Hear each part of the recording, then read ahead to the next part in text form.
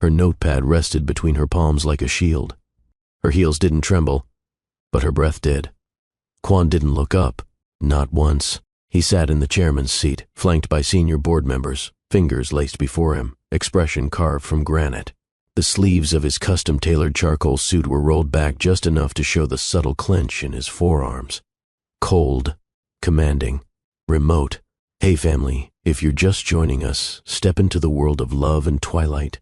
From heart-touching stories to magical moments under the stars, our channel brings romance alive like never before.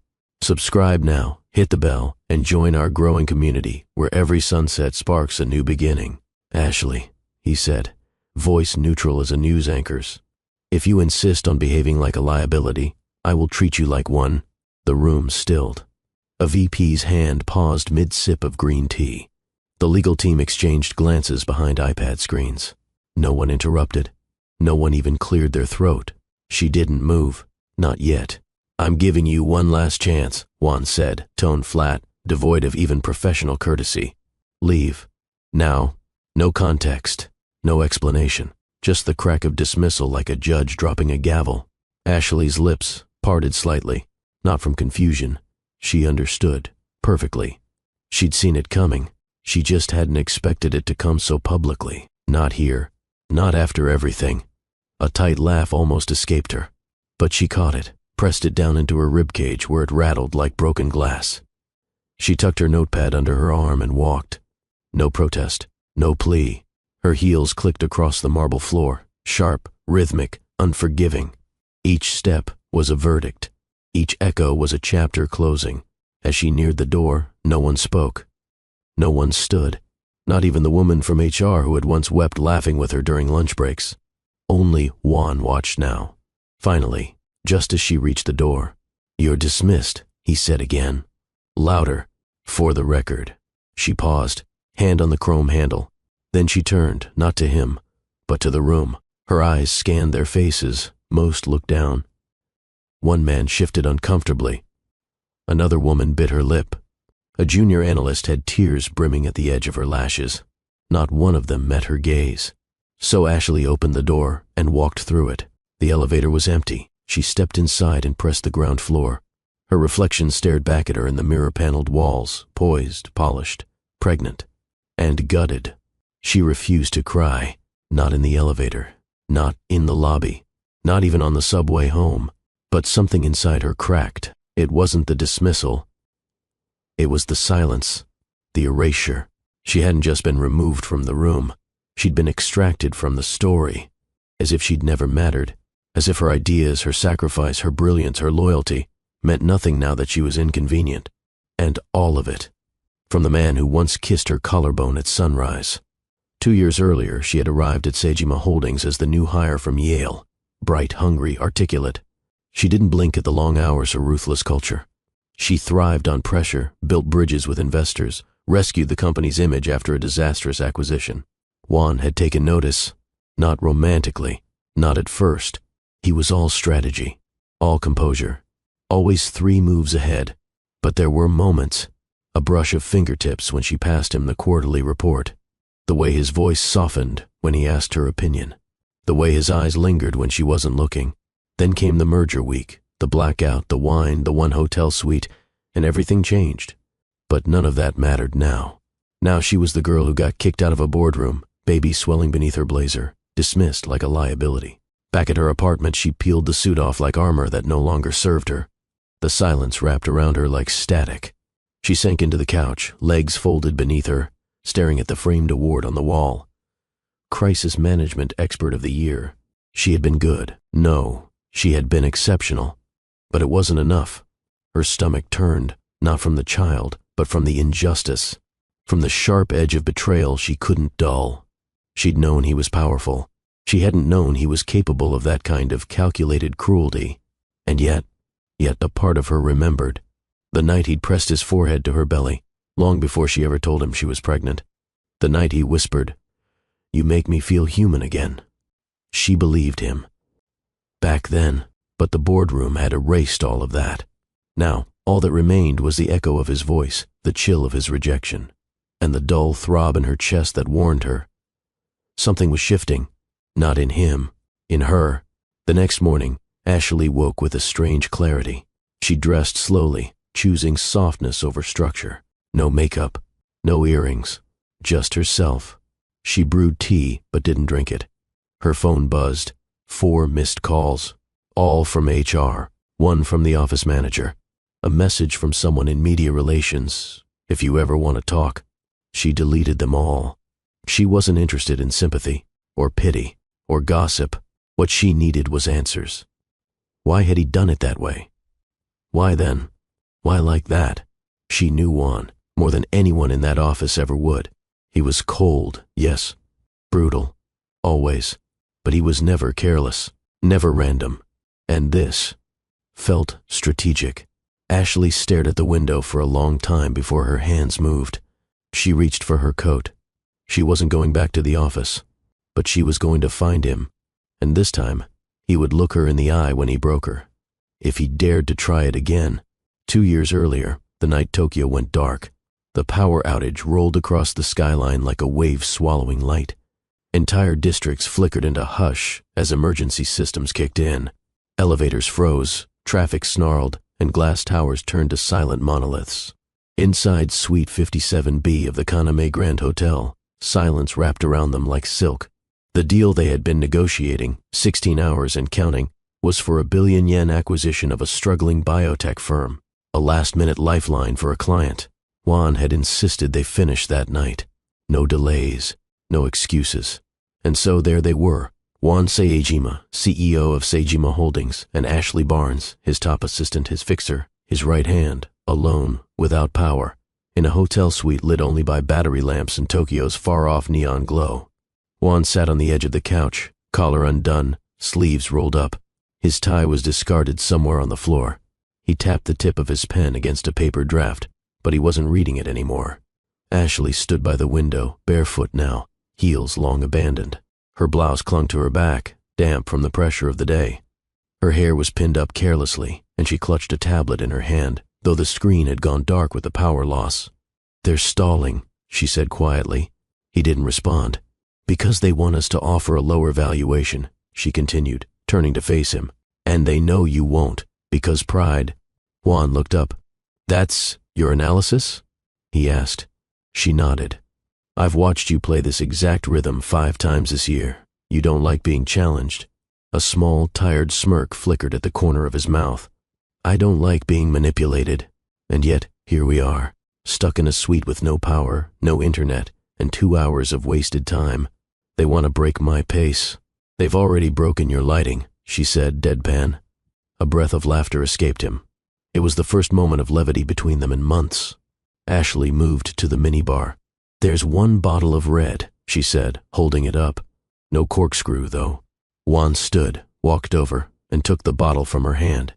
He held it up to the faint city light, then reached into his pocket and pulled out a penknife. "You carry that?" she asked. "For nights when I need to open something, quickly." The cork gave a soft pop. She found 2 glasses. They sat, not on the couch but on the floor by the window. The wind outside moaned gently against the glass. He filled her glass first, then his own. "To manipulation," he said. "To ego," she replied. They clinked. The silence that followed wasn't awkward. It was saturated. Time slowed. Words fell away. All that remained was the low hum of the city, the distant sound of a siren, and the rising ache of something unspoken between them. Juan leaned his head back against the wall.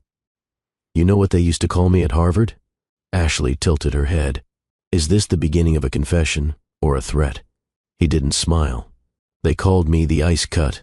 She blinked. "Because I didn't argue," he continued. "I just removed obstacles, quietly, completely." "You still do," she murmured. He looked at her then, not through her, at her. "You should have left 2 years ago," he said. "You're too good for this place." She met his gaze without flinching. "You don't get to decide that." "I do," he said, voice low. "And I already did. When I hired you," her pulse thudded. "Don't do that," she said. "Do what?" "Make it sound like loyalty when it's just control." Juan's jaw clenched. "I rebuilt your entire public profile," she added, voice tightening. I turned you from the man accused of ruining 5 companies into the man the tech world now calls a visionary. I know. I did it because I believed in the vision, not because I wanted your thanks. His glass lowered to the floor. He stared straight ahead. But sometimes, she said, softer now, I wonder if you even see me beyond my results. I see you, he said, more than I should. She turned to look at him, and the air shifted. The wind outside pressed against the window. Inside, silence expanded. He reached up slowly, brushing a strand of hair from her cheek. And then, it happened. A kiss, sudden and slow, pressed onto her lips like a question. She didn't pull away. She didn't lean in. She just let it happen, until she didn't. Her hand caught his chest. Juan. I'm not thinking, he said, voice rough. For once, I'm not thinking, but I am, she whispered. And this is dangerous. He pulled back, eyes searching hers. Do you want me to stop? She didn't answer. She couldn't. Instead, her hand slid to the back of his neck, and she kissed him again, deeper this time, harder. She had never seen him vulnerable, never felt him tremble, until that night. They made their way to the bed in a series of stumbles and half-spoken curses. His mouth trailed down her spine, hands reverent but shaking. She moaned his name like it was a surrender, but there were no promises, no vows, just 2 people shedding layers of control. When he finally moved inside her, it wasn't tender.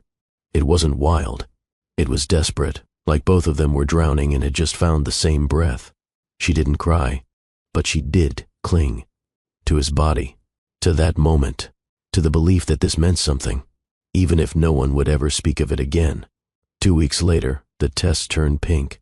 She stared at the result in her bathroom, wrapped in a towel, dripping from the shower, heart trying to outrun itself. The first thought wasn't fear. It was his voice. I see you. She sank to the floor and laughed once, sharp and startled, because she was about to see him too, for real, and he was either going to show up or disappear completely. 2 days after the test turned pink, Ashley stood outside Juan's office, hands cold despite the mid-spring heat. She hadn't made an appointment. She never needed one. Not before. Inside, he was on a call, voice clipped, precise. He didn't glance at her through the glass. But she saw his jaw flex when she knocked once and entered anyway. I need 5 minutes, she said. He held up a hand without looking at her, finishing his sentence in fluent Korean. Then he hung up and finally turned. Their eyes met. Ashley's throat closed. She placed the test on his desk, wrapped in a clear zip bag. No words, just the truth. Juan stared at it. Then slowly, almost imperceptibly, he exhaled. How long have you known? He asked. 2 days. Anyone else? No. His hand reached for the edge of the desk, knuckles white. She waited for anger. Instead, she got calculation. We'll need to be discreet, he said. You'll stop attending senior meetings for now. I'll shift your role to back-end strategy. Keep you out of the press. Her fingers curled. You think that's what I came here for? Juan looked up sharply. I'm protecting you. No, she said. You're protecting your company, your name, your image. His silence confirmed it. I don't need protection, Ashley continued. I need acknowledgement, and I need to know, was that night just a relief valve for you? Juan didn't blink. It was a mistake. The words were airless. She swallowed hard. Then I guess this, she pointed at the test, is the consequence of your mistake. She turned and walked out. In the weeks that followed, she became invisible. Not demoted, not fired, but displaced. The meetings she used to lead were now reassigned. Clients she had spent months nurturing were suddenly transferred to junior staff. Her name was removed from press briefings, her photo taken down from the company's website, all without a word. She still had her title, technically, but every day she came in she was given less to do and more to overhear. She's lost her edge. She's hormonal. She's falling apart. They didn't know. No one knew. Juan never said a word. She saw him in passing, once in the corridor, once at the elevator. He looked at her both times, nodded, like she was a stranger in a familiar suit. She didn't confront him again, because now it was a game, a slow, suffocating game of omission. Her apartment changed too. She removed every reminder of him. No more whiskey glasses he liked to use. No more cashmere throw he once fell asleep under after a 2 a.m. work call. No more hotel receipts shoved into the drawer where she'd saved them, not as trophies, but as proof. Of what, she no longer knew. Her reflection in the mirror showed a woman who was still fighting to be taken seriously. Wearing power suits and mascara she no longer believed in. The only thing that grounded her was the baby. The first ultrasound came quietly. She sat alone, clutching the image, watching a flicker on the screen that she didn't think she deserved, but already loved more than anything. She almost texted him, but she didn't. Then came the charity gala. Saejima Holdings was a platinum sponsor. Ashley was expected to attend, but this time not as an organizer, just another face in the crowd. She wore emerald satin loose over her growing bump. Her heels were lower, her posture not. Juan arrived 2 hours late, in black tie, surrounded by 3 board members and a foreign investor. He didn't approach her. She didn't go near him, but their eyes met across the ballroom, and something passed between them. Not longing, not regret. Recognition. They were playing a war neither had signed up for, but neither would forfeit. She lasted 1 more week in that silence before everything shattered. It happened on a Tuesday. She had submitted a full brief on the Saejima-Kitagawa merger, one she'd spent 3 days working on after hours. It disappeared, reassigned to someone else, credited to another name. She marched straight to Juan's office, brief in hand, but before she could speak, he cut her off. In front of the entire board, he said, nodding toward the open conference room. And just like that, he did it. "Miss Ashley," he said, voice sharp enough to cut. "If you want to act like a liability, I'll treat you like one. Get out." The boardroom went silent. Ashley stood frozen. It wasn't just about the words. It was the timing, the audience, the finality. He could have done it behind closed doors. He didn't, and so she left. Not just the room, but the game. At home, she sat in the bath for hours. Not crying, not thinking, just existing. The bruises weren't visible, but they were there, in her breath, in the ache behind her eyes, in the way she flinched every time her phone buzzed. Her body carried life, but her spirit carried something heavier. She had built her career from nothing, earned every promotion, every win, and it took one man, one moment, to take all of that and crush it without explanation. But he hadn't destroyed her. He had only taught her one thing. Next time she stood up, she wouldn't wait for permission. 3 days had passed since the boardroom incident. Ashley hadn't returned to work. She hadn't answered messages. The company's digital portal showed her status as on leave, though no formal leave had been requested. The morning sun filtered through her apartment blinds in uneven strips. Her couch remained untouched, and so did her untouched breakfast. A cup of tea had gone cold on the windowsill beside her. She sat cross-legged on the floor, cradling her belly with both hands, forehead resting lightly on her knees. Her phone buzzed again. Unknown number. She didn't answer. She didn't want pity, or apologies from HR, or the whispered sympathy of colleagues who said nothing when it mattered. She wanted stillness, somewhere between rage and silence. But even silence has a limit. By noon she forced herself to stand. Her back ached. Her stomach felt tighter than usual. She assumed it was stress, fatigue, maybe dehydration. She dressed in black slacks and a loose ivory blouse. The elevator in her building was sluggish. It jolted slightly at every floor, as though mocking her balance. She pressed the button for the lobby, eyes half closed. Then it started. A cramp, sharp and sudden, struck just below her navel. Ashley gasped, one hand shooting out to brace against the mirrored wall. Her knees buckled slightly. She inhaled through her nose, counted to 10. When the elevator doors opened, she stepped forward, heels wobbly but steady enough. But the pain didn't subside. In fact, it grew. The lobby was quiet. Only one receptionist on duty, a young man she didn't know by name. As Ashley walked toward the entrance, her vision blurred slightly. She blinked, shook her head, and gritted her teeth. Halfway to the glass doors, a wave of nausea struck her like a punch. Then came the second cramp. She doubled over, and then heat between her legs, spreading. She looked down. Blood. On the floor, on her blouse. Her knees gave way. The receptionist yelled. Someone screamed. Another person ran for help. But Ashley heard none of it. Only her own scream as she hit the ground, hands clutching her stomach, eyes wide with terror. No, no, no, please. And then, darkness. The beeping was the first sound to return. Steady, sharp, annoyingly rhythmic. Ashley opened her eyes slowly. The ceiling above her was white, sterile, cold. A nurse leaned over her, a soft voice murmuring something. Safe. Your baby is safe, but you need to rest. Ashley blinked again. Her lips cracked when she tried to speak. She moved her hand, felt a band around her wrist. Her other hand moved instinctively to her belly. Still round, still full, she exhaled. A deep, fractured breath, then turned her head and froze. Juan was there, seated in the far corner of the hospital room, slouched like he hadn't slept in days. His tie was gone, jacket crumpled in the chair beside him. His white shirt clung to his chest in soft creases. His stubble was uneven, jaw dark with fatigue. His eyes were locked on her, but he didn't move. He looked wrecked, and somehow real. Ashley turned her face away, tears pressing at the corners of her eyes. She didn't wipe them. Why are you here? She rasped. A pause. Then his voice, coarse and low. Because I needed to explain. I don't want your explanation, she whispered, eyes closed. But he continued anyway. You were being followed. Her eyes flew open. What?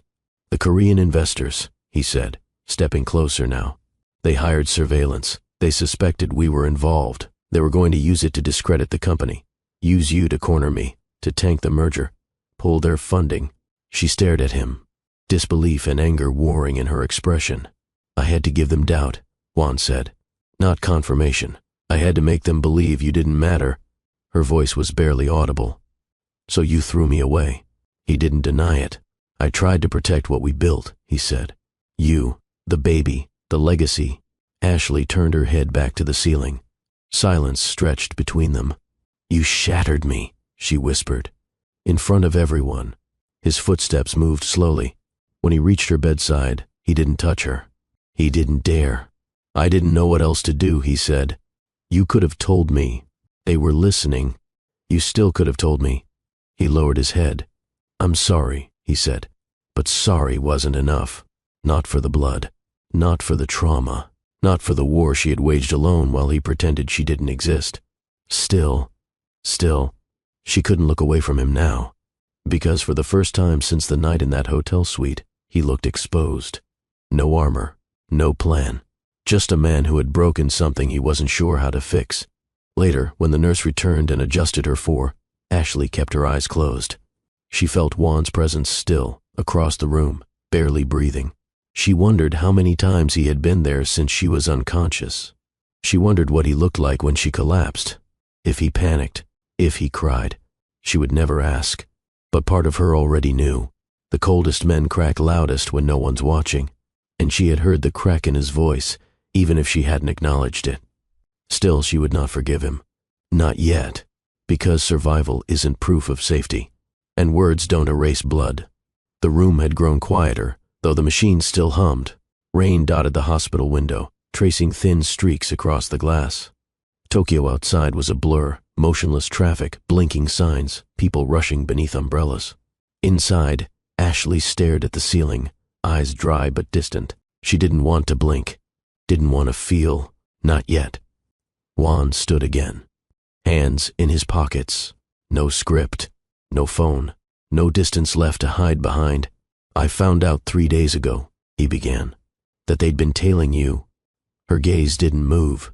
They knew about the night economy. They had screenshots of you leaving my apartment on weekends, patterns, timelines. And the moment they had that, they had leverage. She turned her head slowly. Leverage? He nodded once. They didn't want the merger to go through. They wanted me discredited.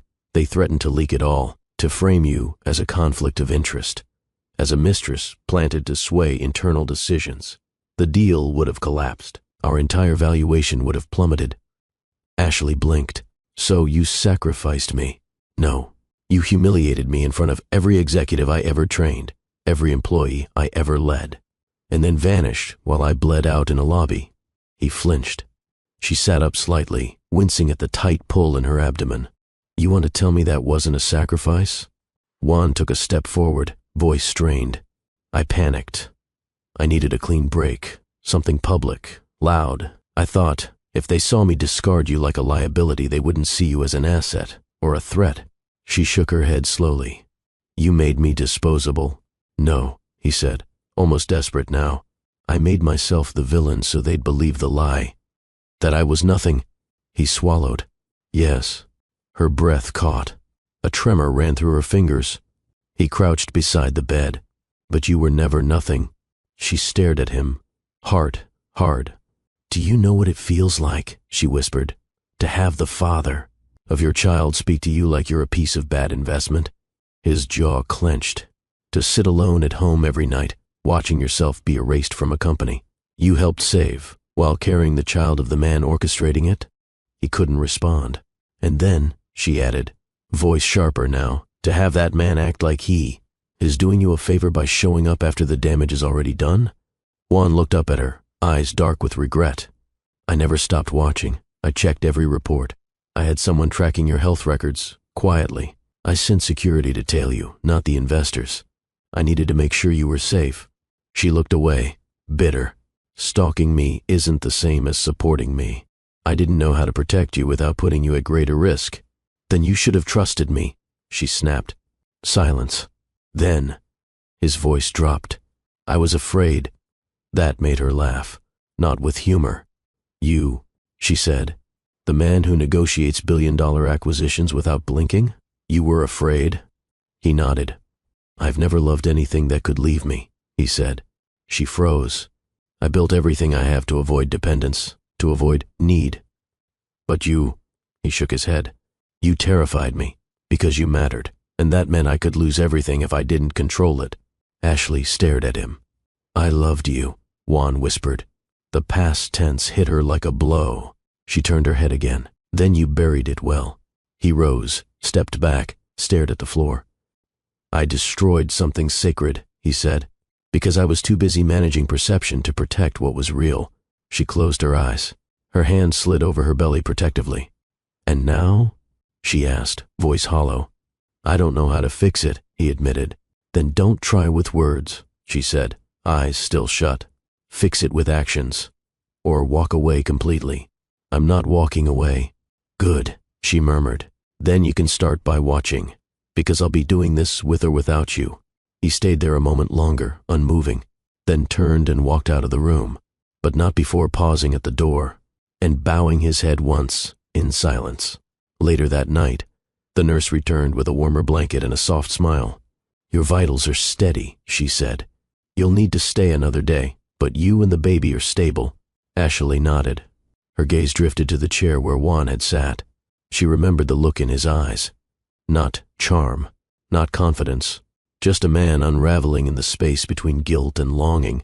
She didn't forgive him. Not yet. But she finally understood why the cut had been so deep. Because it came from someone who once held her like she was the most unbreakable thing in his world, and then treated her like glass. By the time night settled over Tokyo, the corridor lights dimmed, casting a faint amber glow across the hospital floors. Outside the window, the city blinked with quiet chaos.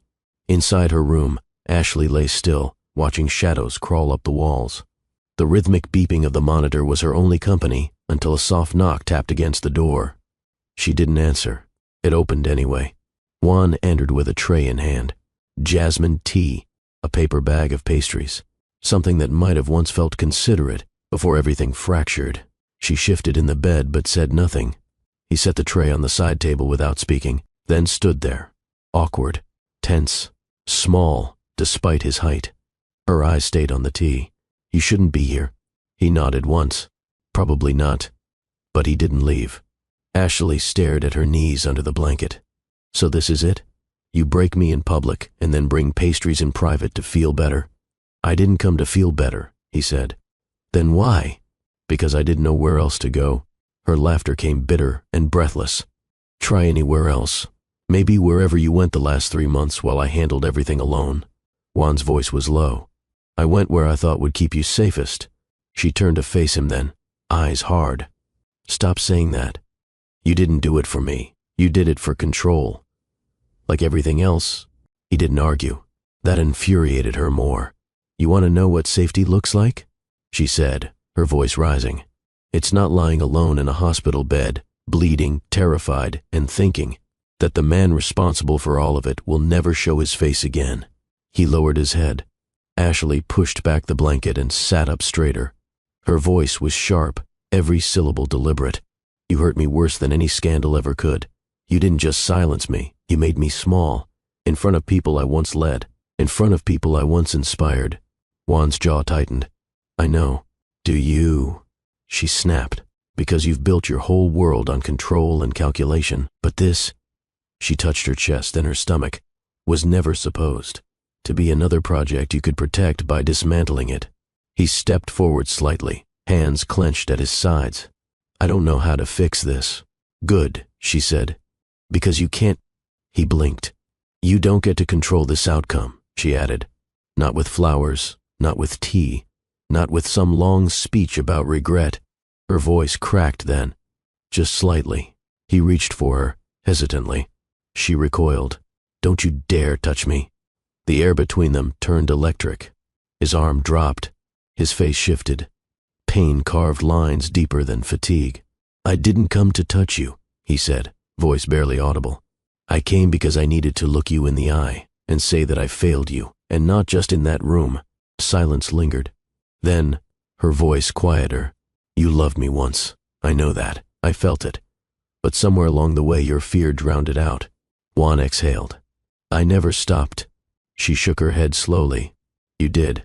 Maybe not intentionally, maybe not completely, but you stopped showing it where it mattered. He sat in the corner chair again. Not close, not imposing. Ashley's shoulders softened, but not her spine. She sipped the tea he brought.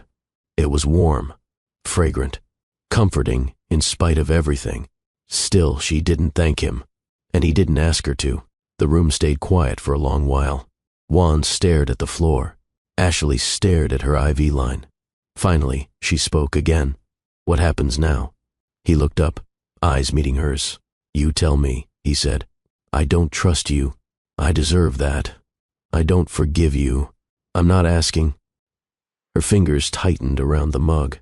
Then what are you asking? To try again, he said. To show you, not just say it, that I still want this, that I never wanted to lose you. Ashley placed the mug down. You don't get to want something after destroying it, she whispered. Juan stood again. Then tell me how to earn it back. You don't earn me, she said. You stand beside me, quietly, patiently, until I decide whether you're worth rebuilding anything with. He didn't smile, but he nodded. I can do that. She leaned back against the pillow, exhausted. You're not sleeping here, she said. I'll stay outside the door. She didn't answer. He turned and walked toward the exit, then paused once more. I'm sorry, Ashley, he said. This time she didn't look away. I know. Outside her room, he took the chair beside the hallway window. Nurses passed by. No one asked questions. Inside, Ashley rested one hand over her belly, eyes drifting closed. The beginning of something new wasn't always loud. Sometimes it started with distance, and a door left slightly open. The hotel suite in Minato was quiet. No aides, no security, no trace of wealth or chaos. Just jasmine tea steaming on a tray, one dim lamp flickering by the far wall, and the hum of distant traffic layered beneath silence. Ashley stood at the window, one hand resting against the glass, the other tucked protectively beneath her growing stomach. Behind her, the door clicked shut. She didn't turn. Juan removed his coat and placed it gently on the armchair. He said nothing. The space between them felt stretched, tight with the weight of too many unspoken things. The city lights painted Ashley's face in half shadows. Her profile sharp, shoulders tense. She didn't flinch when he stepped closer.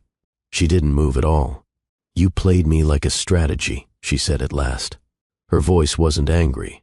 It was measured, disappointed, like I was one of your acquisitions. Just another risk to contain. Juan's breath slowed. No, he said quietly. I loved you like a fool, and destroyed you like a coward. She turned, slowly, deliberately. Their faces hovered inches apart now, eyes locked. "Then fix it," she said. Her tone didn't invite weakness. It demanded reckoning. "And don't you dare touch me," she added, voice dropping lower, fiercer, "unless you're ready to burn." Juan didn't answer. He knelt, not like a man pleading, but like a man surrendering to something greater than guilt, to something sacred. He rested his forehead against the soft swell of her belly, his breath shallow. Both his hands pressed against her hips, not to claim, but to anchor himself. "I didn't want them to take you," he whispered.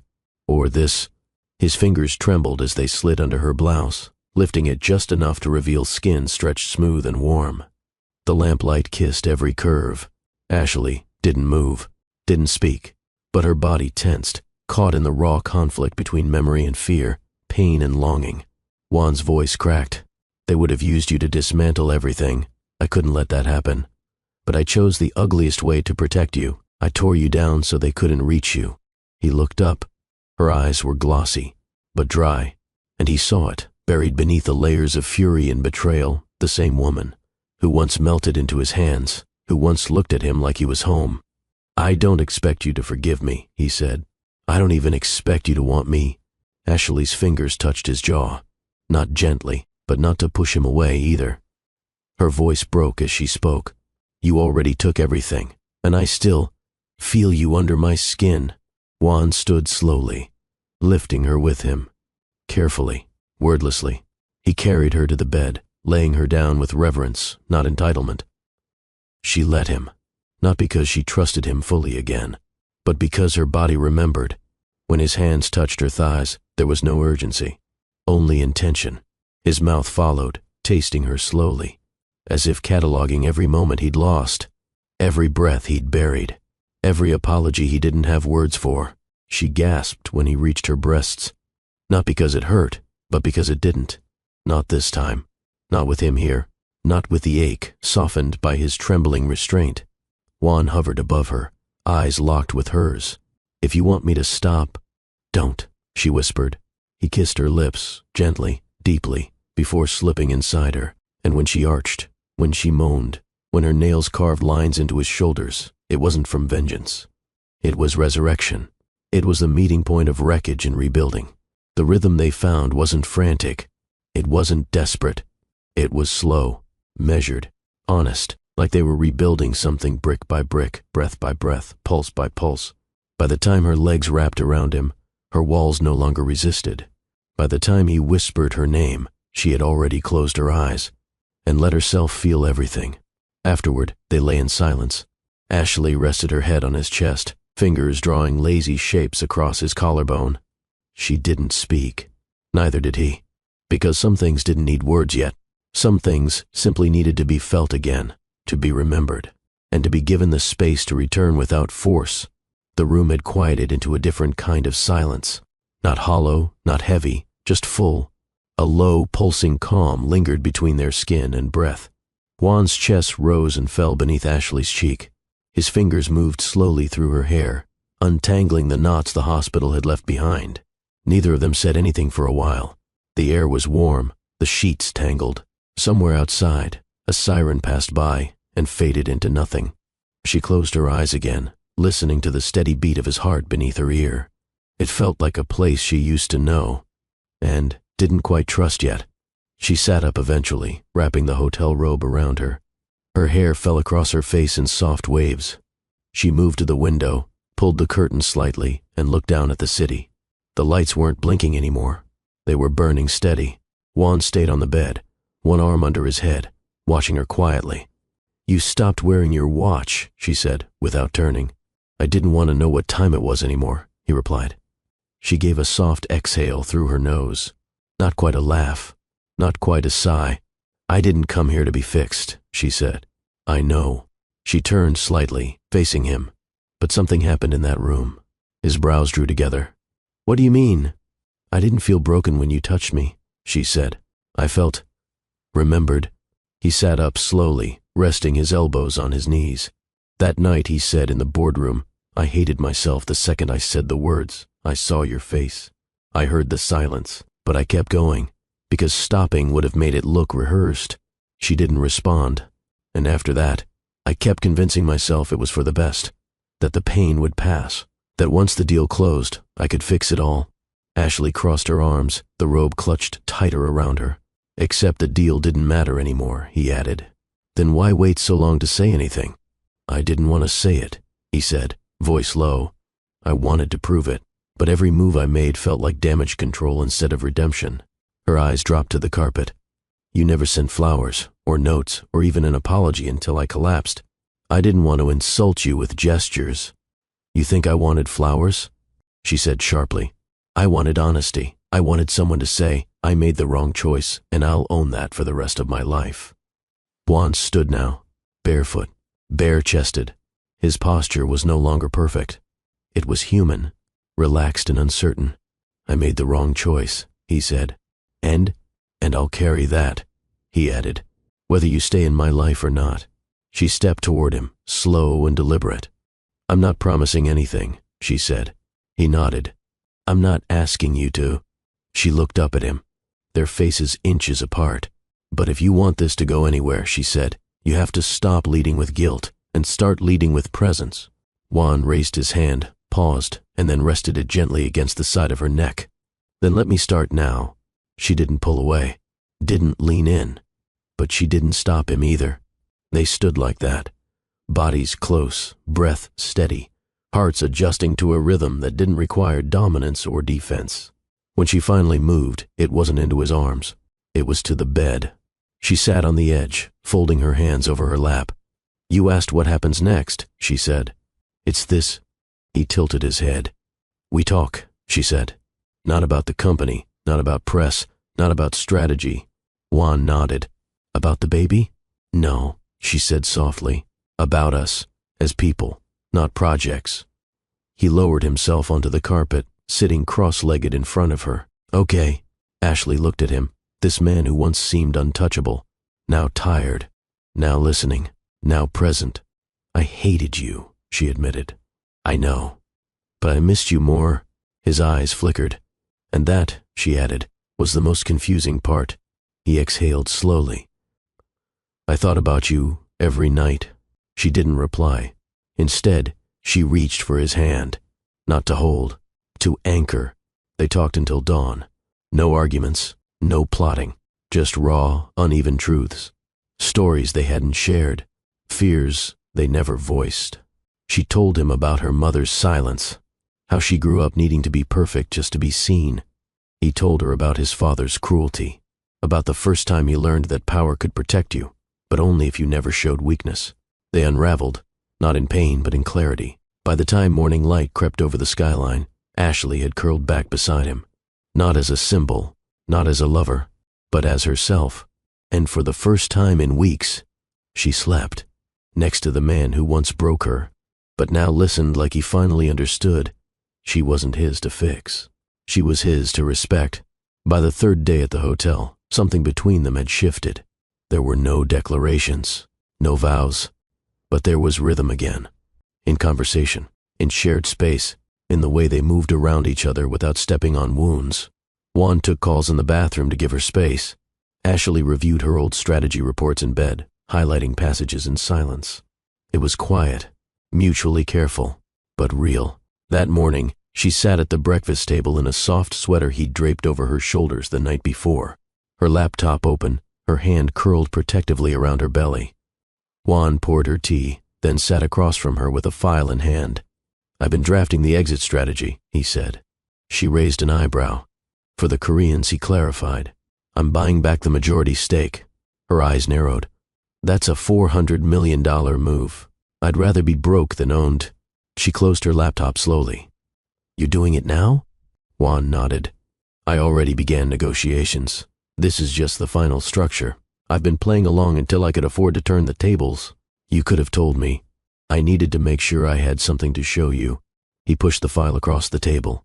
Ashley scanned the pages. Tight figures, contract pivots, restructuring clauses. She looked up. You've been planning this since the night I collapsed. I decided that day. Started the morning after. Her throat tightened. I didn't want to be the kind of man who made you choose between being protected and being respected. Ashley stood, walked around the table, and took the seat beside him. She turned the file back to page 1. "Let's do it together," she said. His head turned, surprise flickering across his face. "You'd come back?" he asked. "I'm not coming back," she replied. "I'm rising, on my own terms.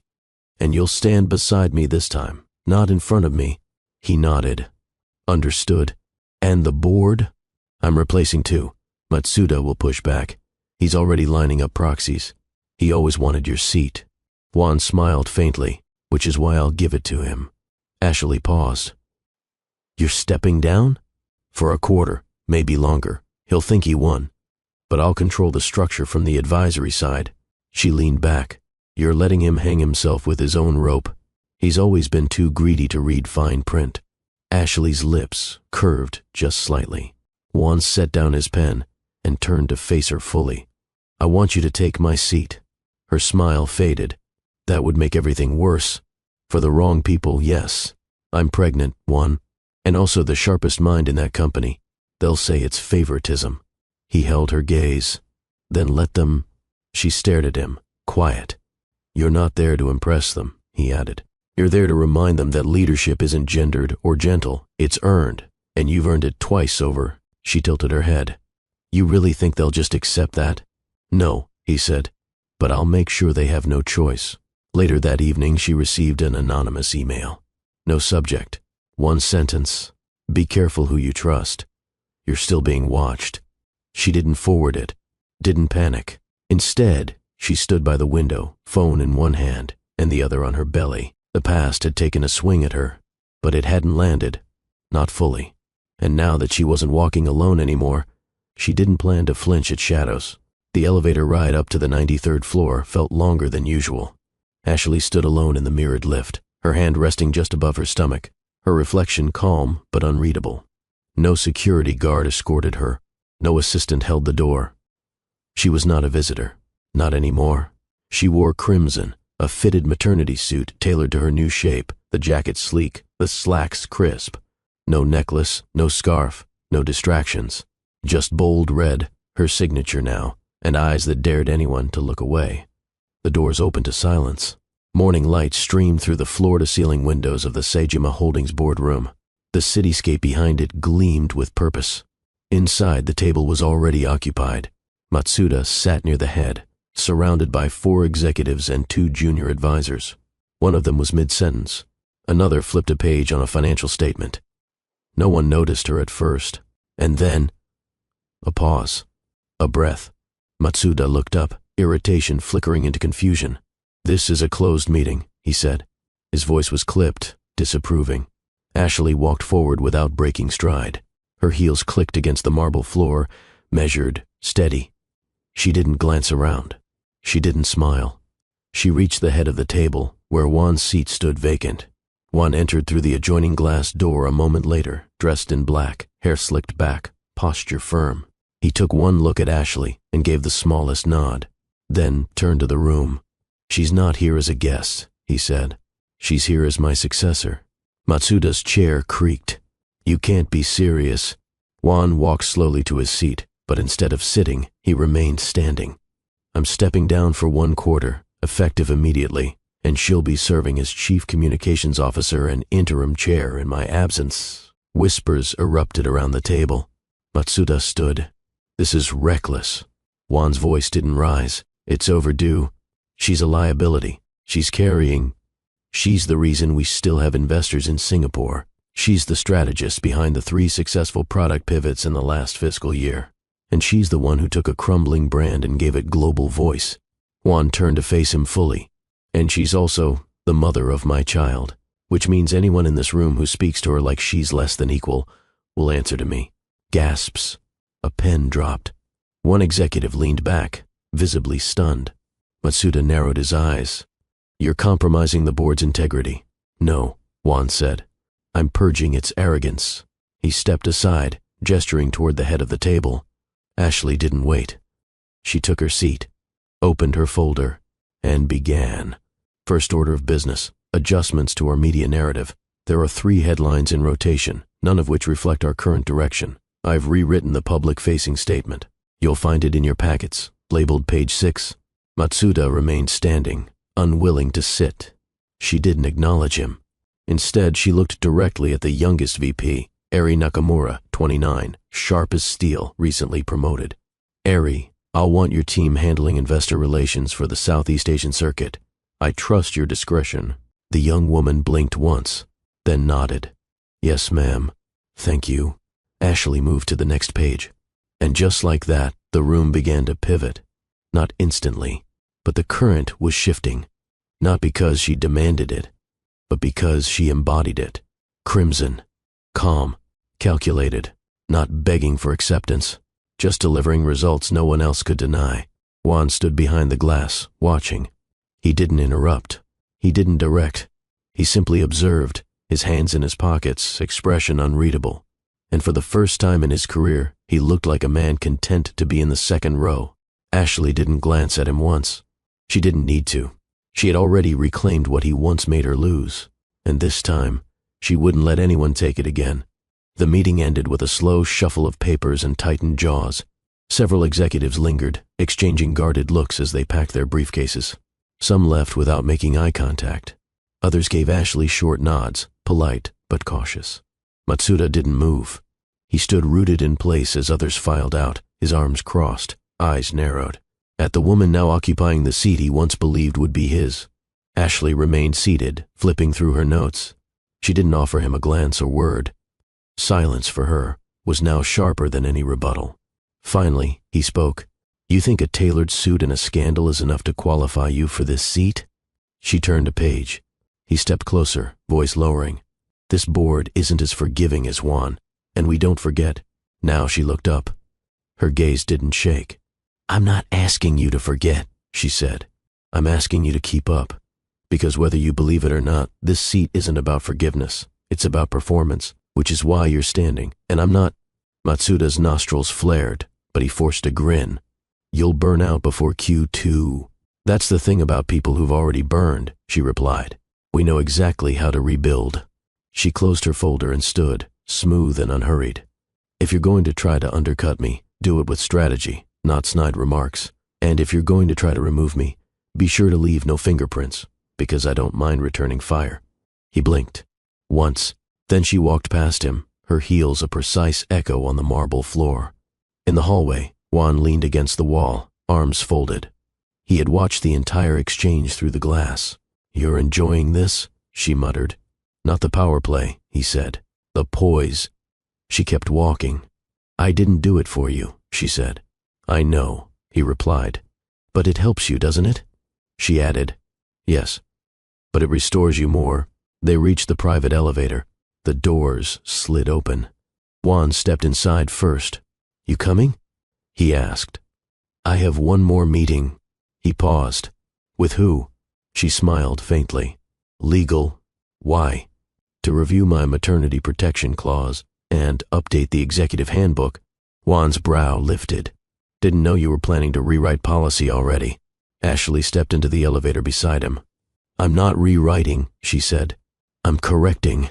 Later that afternoon, Matsuda gathered 3 executives in his office. They shut the door. He poured whiskey into 4 glasses and handed them out without asking. We don't have to remove her, he said. We just have to corner her. One of them raised an eyebrow. With what? Perception, Matsuda said. Whispers, concern, questions about her capacity to lead during pregnancy. We leak it subtly. Let the shareholders panic. Another executive leaned back. Juan still has majority vote. For now, Matsuda replied. But with the buyback, he's over-leveraged. One good headline could flip 2 silent votes and turn the tide. They clinked glasses, and the campaign began. By evening, anonymous emails began circulating through industry blogs. Is Seijima Holdings putting emotion over efficiency? Executive appointment raises questions of timing and stability. Pregnant CEO to be? Investors split. The headlines didn't name Ashley outright, but the implication was clear and calculated. Ashley read them all, seated on her couch, hand gently stroking the top of her belly as the screen lit up with each alert. She didn't panic. She didn't pace.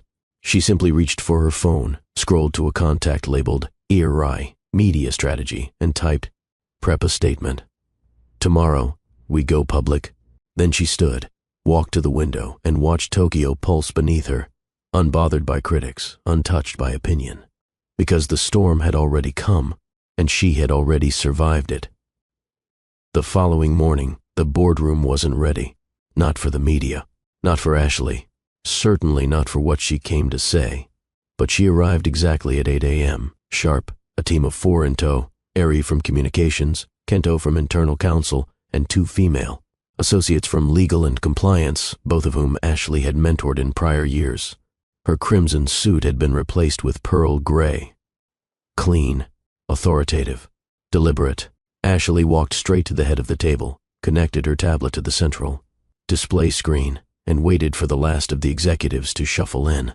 Juan was already seated, silent, watching.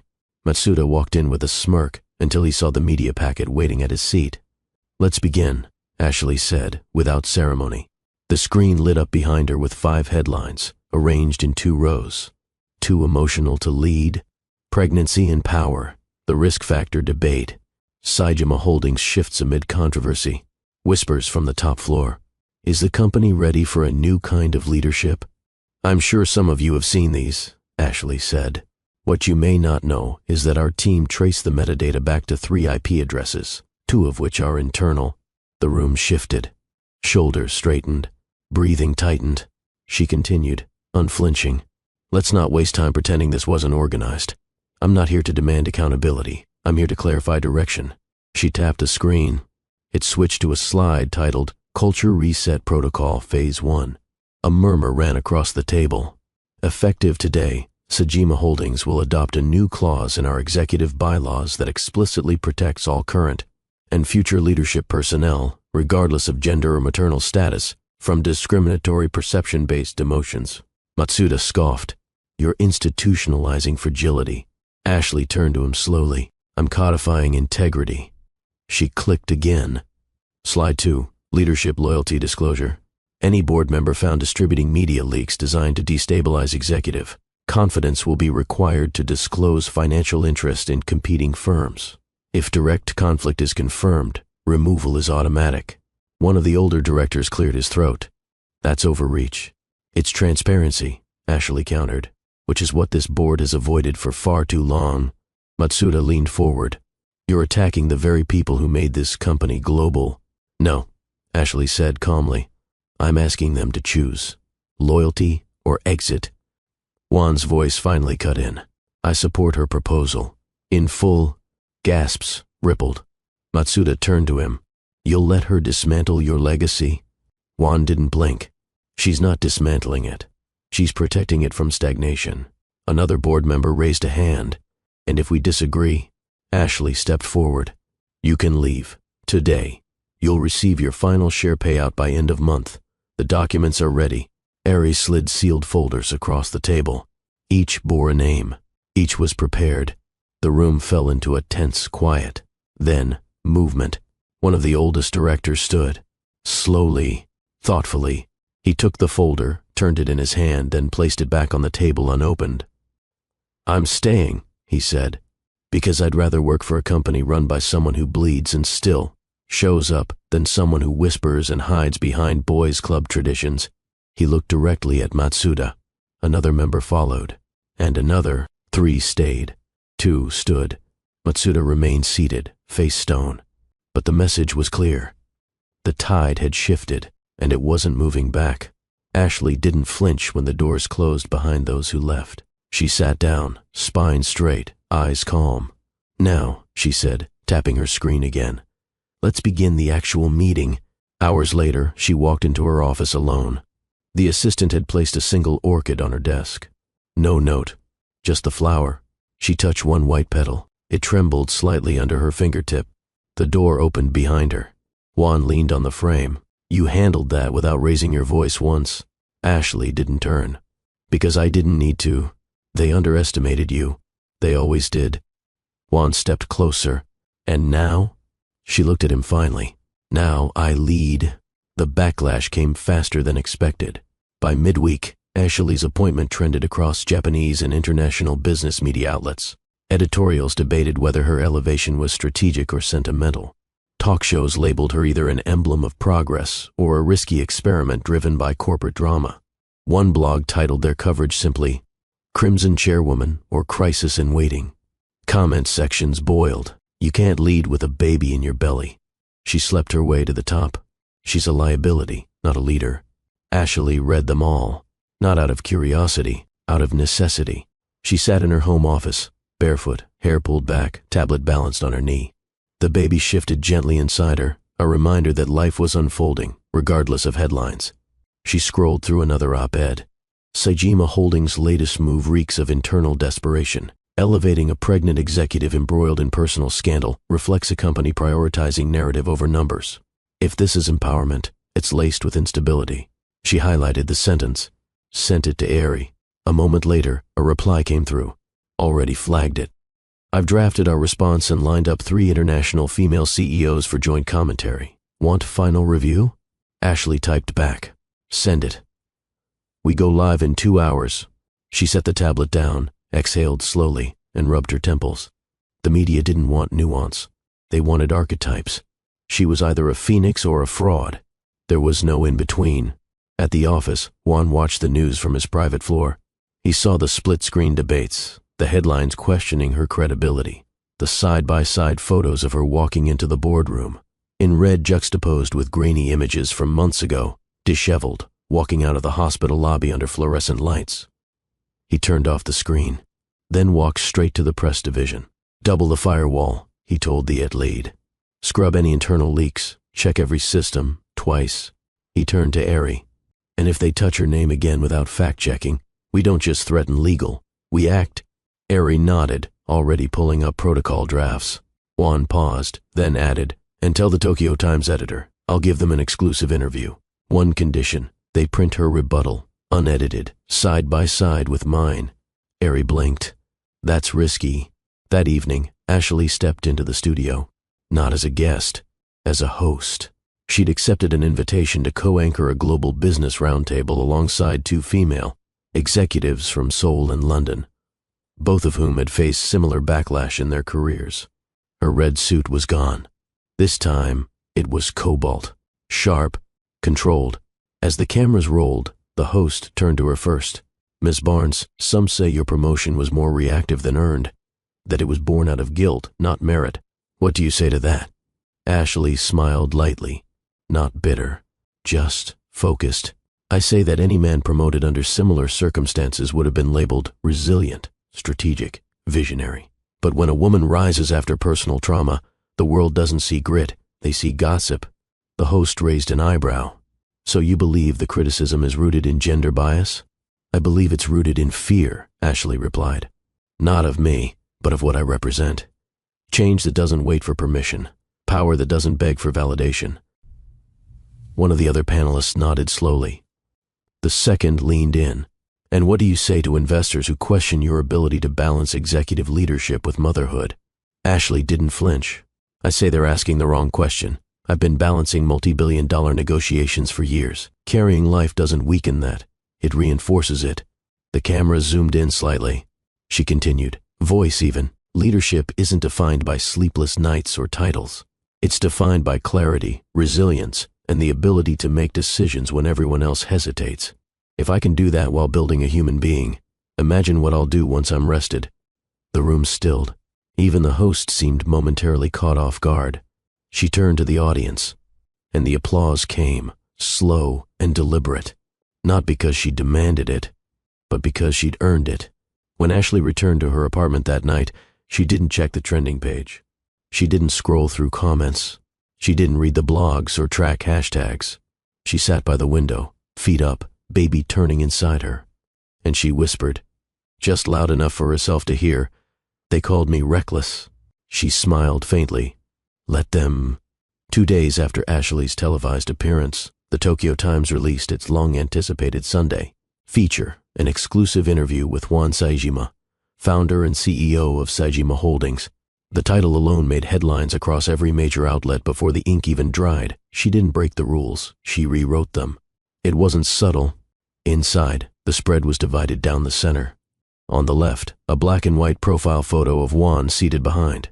A desk, no tie, sleeves rolled, posture slightly leaning forward. The caption, "Juan Saejima speaks." On the right, A full-color shot of Ashley in her new office, hand on her belly, eyes focused on her laptop screen. The caption, "The future has arrived." The article opened with a direct quote, "They think I promoted her out of guilt. Let me be clear.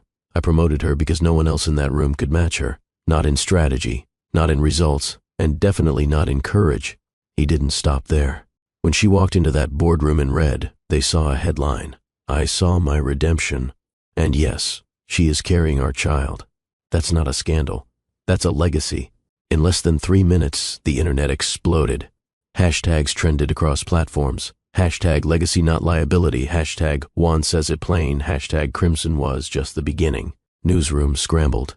Blogs rewrote their slanted narratives. Some commentators doubled down on the controversy, calling it a deflection tactic. Others called it revolutionary, but no one ignored it. Juan had detonated the conversation. Back at headquarters, the effect was immediate. Employees stood taller when Ashley passed in the hallway. Interns whispered less, smiled more. The receptionist addressed her with a small bow and a quiet "Congratulations, Chairwoman." But more importantly, the board stabilized. 3 hesitant investors retracted their statements of concern. 2 new partners reached out directly, one from Berlin, the other from Sao Paulo, both citing the Tokyo Times article as the reason for renewed interest. Juan stood at the edge of the executive wing, watching the shifts with sharp, silent satisfaction. He didn't speak much that morning. He didn't need to. The statement had already been made. Ashley didn't call to thank him. She didn't text. She didn't email. But she did knock once on the glass door of his office, walked in without waiting, and sat across from him with a printed copy of the article in her hand. She dropped it on his desk. He looked at it, then at her. "Well?" She crossed one leg over the other. "You chose your words well. I meant every one of them. You also made it personal." It was personal. She studied him, unmoved. And strategic. He didn't deny it. "Does it bother you?" he asked. "No," she said. "But don't confuse the impact of your confession with my ability to lead." His expression didn't change, but his eyes softened. "I don't." "Good," she said, rising. "Because I don't need your shield." Juan stood too. "Then why are you here?" She looked at him for a moment, as if weighing the truth. Then finally she said, "Because for once, you didn't hide me. You stood beside me, and I needed to see if that was a one-time performance, or a real beginning." Juan took a step closer. "You tell me. I'll let your actions decide." And with that, she turned and left the office. The door clicked behind her. Juan stared at the printed article for a long time, then folded it, slid it into the top drawer of his desk, and closed it with care. That night, Seijima Holdings' official social media account posted a single image, a black background, white text, "Reckless, try relentless." No name, no photo, no explanation, but the message was unmistakable. The building was nearly empty when Ashley returned. It was after 11. The janitorial staff had already cleared the lower floors. Lights were dimmed in the halls, and the elevator moved slower at this hour, as though even Steele had grown tired of the day. But Ashley wasn't tired. Not tonight.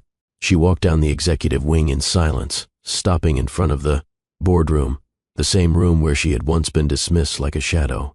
Tonight, it stood dark, vacant, waiting. She keyed in the security override, stepped inside, and flicked on the low perimeter lights. The skyline stretched out beyond the floor-to-ceiling windows, endless and golden. Tokyo glimmered below like a circuit board, alive, pulsing, unaware of the war that had raged inside this room not long ago. She walked to the head of the table, placed her palm flat on the surface, and exhaled. No trembling, no pain, just presence. Behind her, the door opened. She didn't turn. Juan's voice came, low and even. "I didn't expect to find you here. I didn't expect to come," she said, fingers still on the table. He stepped in slowly, letting the door close behind him. "Couldn't sleep." "Didn't want to," she replied. Silence. Then she turned, eyes steady. "You remember the first time you brought me here?" Juan nodded. "Late at night. We reviewed the Korea pitch deck. You told me I was too bold." He stepped closer. "And you said boldness wasn't optional, it was survival." She gave a half smile. "Still true." He took a few more steps until he was just across from her, the wide table between them. "I watched your interview," he said. I know. I watched it 3 times. She raised an eyebrow. I memorized your words, he added. Ashley tilted her head. That doesn't impress me. It wasn't meant to, he said. It reminded me who I fell in love with. She inhaled sharply but didn't reply. He rounded the table now, slowly, his steps soft against the wood floor. Ashley didn't move. When he reached her, he didn't touch her. Just stood close enough to feel warmth. I burned the old contracts, he said. What contracts? The ones that said I had to lead, had to control everything, had to win at all costs. He paused. I don't want that anymore. She looked up at him. And what do you want? You. The word was quiet. But not to save me, he added. Not to hold me up. Just to walk beside me, as my equal, as the better strategist, as the woman I should have chosen openly from the beginning. Her lips parted, but still, no reply. Then, softly, she said, You hurt me so deeply, I didn't think I'd feel anything but survival when you stood in front of me again. He swallowed. And now? I still feel survival, she whispered. But I also feel fire. He reached for her wrist. She let him. When his hand curled gently around hers, Ashley stepped forward, her other hand resting on his chest. The fabric of his shirt was thin, warm. His heartbeat was unsteady. She leaned in, not rushed, not soft, just sure. Their lips met, not like before, not desperate or wild, but like a confirmation, a quiet storm, slow building. He pressed his forehead to hers. Here? He asked, voice thick. She nodded. Here. Juan moved behind her, his arms wrapping around her waist, lips at her neck.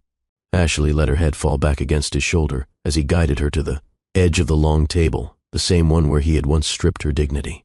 Tonight, he stripped only her jacket, button by button, kiss by kiss. When he laid her down, it wasn't power that moved between them, it was clarity. His hands traced her ribs, her waist, her curves, her pulse.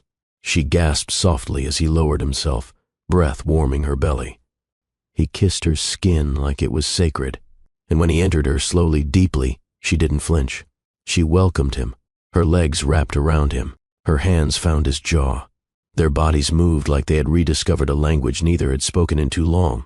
There were no words, just breath, just truth, just forgiveness written in rhythm. After, they lay side by side on the table, half-dressed, still tangled. Ashley traced circles on his chest with one fingertip. I didn't come here for this, she said.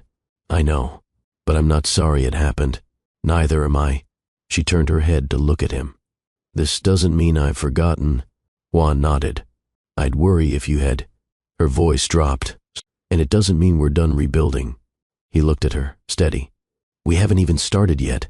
She reached over, took his hand, and placed it over her stomach. Their daughter kicked once, strong and clear. Juan smiled. Ashley did too, and under the midnight lights of the boardroom that had once witnessed their lowest moment, they began again. Monday morning arrived with a polished calm that felt suspicious. The lobby of Sejima Holdings buzzed with routine, the sound of sliding, doors, polished heels, coffee cups clicking against marble counters. Executives moved with purpose. Assistants whispered behind glass. But above the 50th floor, something darker was in motion. Matsuda hadn't disappeared. He had simply gone quiet. In a rented conference room 3 blocks away, he hosted a closed-door strategy meeting with 4 external consultants and 2 former Sejima board members who had cashed out after Ashley's restructuring. Her leadership is built on press coverage, he said, flipping through slides. We dismantle that perception. We fracture her base. He clicked again. A file appeared. Internal confidential. Q4 performance forecasts. Unreleased draft. How did you get this? One of the consultants asked. Matsuda didn't answer. We'll leak projections showing inflated numbers, he continued. Suggest creative accounting. Create enough skepticism to prompt an investigation. You're aiming to trigger a compliance audit? The consultant clarified. Yes, Matsuda confirmed. Once she's under formal review, we demand a temporary freeze on executive authority. One can't block it without appearing biased. Another participant leaned forward. And if she weathers the audit? Matsuda smiled coldly.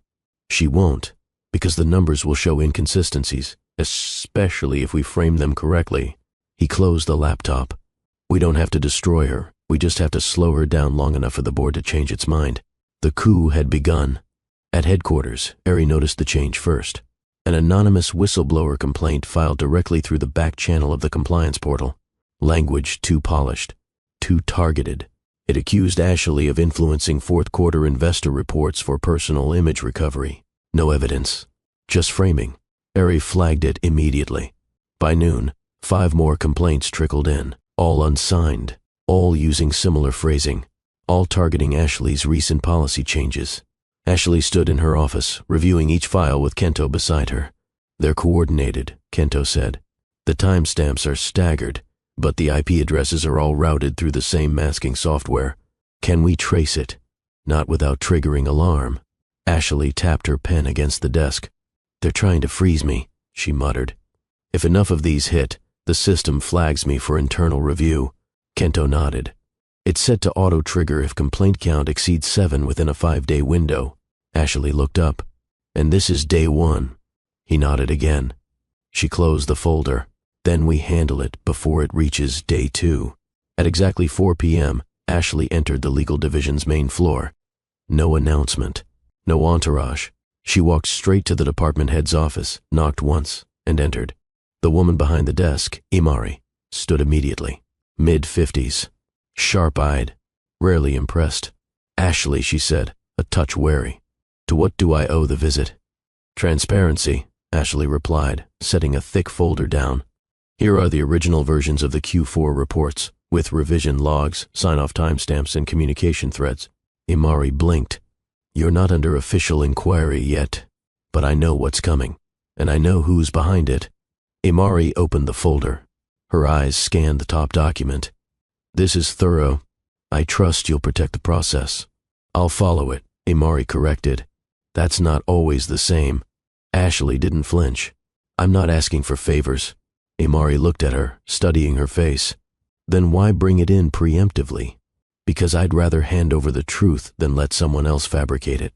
A long pause passed. Then Imari nodded. Understood. Ashley turned to leave, then paused at the door. If Matsuda files a motion, don't let him use my silence as consent. I won't, Imari said. And for the record, I hated what they did to you last time. Ashley nodded once. Then you'll understand why I won't let it happen again.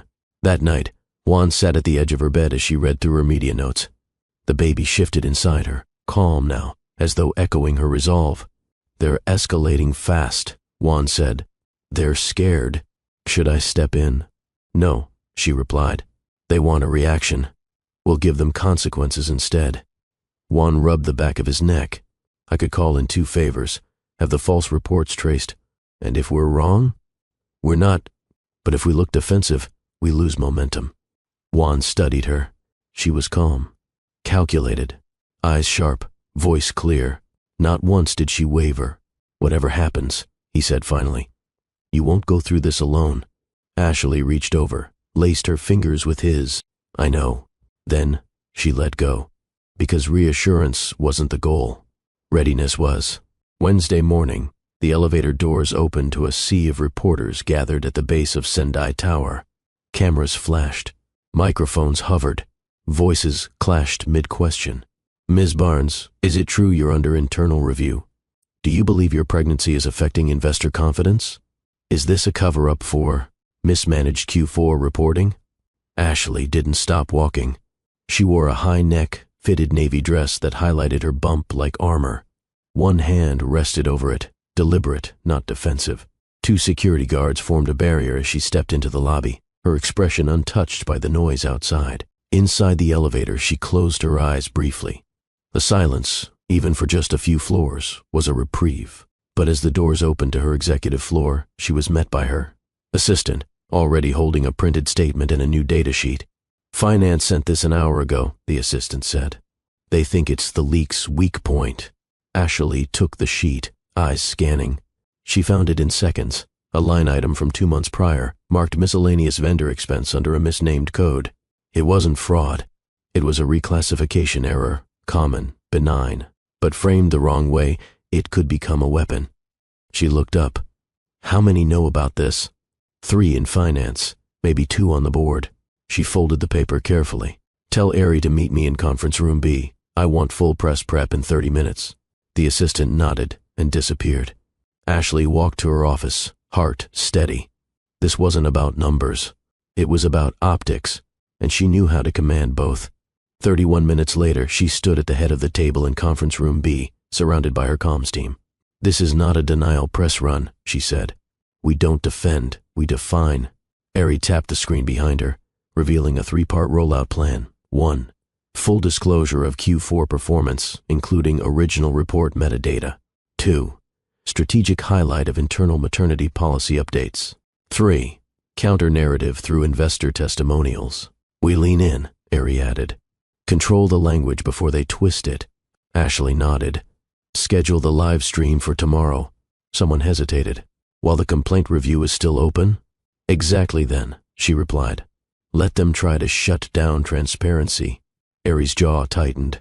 Understood. The next morning, at precisely 9 a.m., Sagema Holdings went live. No dramatic intro, no PR gloss, just Ashley, seated behind a plain desk with the city skyline behind her. She wore black, not for mourning, but for focus. Her bump was visible, her expression unflinching. Good morning, she began. Let's skip the theatrics. She held up a single page, an internal audit summary with the compliance seal clearly visible. This is the document they're using to suggest I manipulated Q4 data. What they aren't showing you is this. She pulled up a second page, the same audit, reviewed and signed by 5 independent financial officers before my promotion.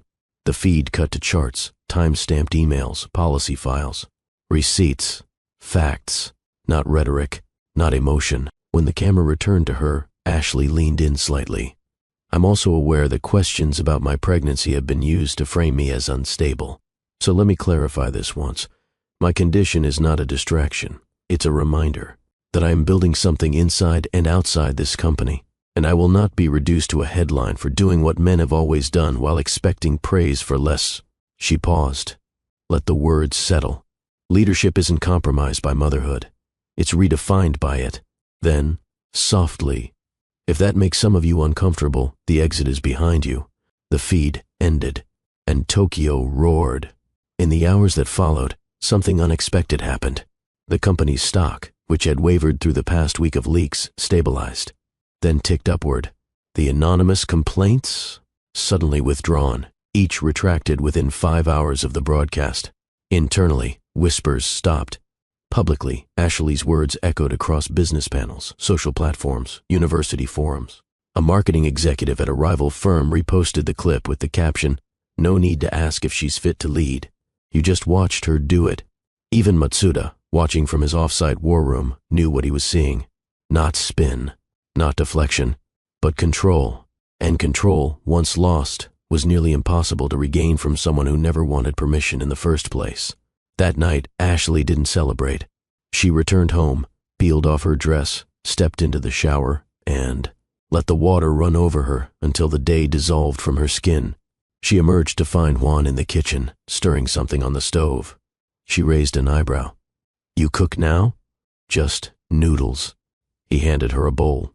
She took it without comment, sat beside him on the sofa, and slurped the first bite in silence. Then, "You watched it?" "Twice. And you made them choke on their own narrative." She gave a half smile. "I didn't want to be heroic," she said. "You weren't." He turned to her, voice steady. "You were inevitable." The following week unfolded with deceptive calm. Headlines cooled. The board steadied. Investor confidence returned. Internally, Ashley's policies advanced without obstruction. Maternity, inclusive restructuring, transparency clauses, leadership rotation planning. She moved through it all with sharp precision, focused, alert, untouchable, until the morning she opened a confidential email from her chief of finance, marked urgent. Subject, urgent, unauthorized data migration logged overnight body. Someone accessed the Saejima MTech negotiation files last night. Copy logs confirmed. Access traced to Ryusei Naito. Ashley sat perfectly still. Ryusei, her former junior analyst. The same one she had mentored. The one she promoted 6 months ago. The one who shadowed her through every high-stakes negotiation since her return. Trust was never something she gave easily, but she gave it to him. And now, he had sold her out. She called Kento into her office. No delay. Pull his access, she said, handing over the email. Kento read quickly, jaw tightening. Should we confront? No, she said. Let him come to us. By noon, Ryusei walked into the executive lounge as though nothing had changed. He poured himself a coffee, joked with a colleague, scrolled his phone. Eri watched him from down the hall. He doesn't look worried. He wouldn't, Ashley said. Not yet.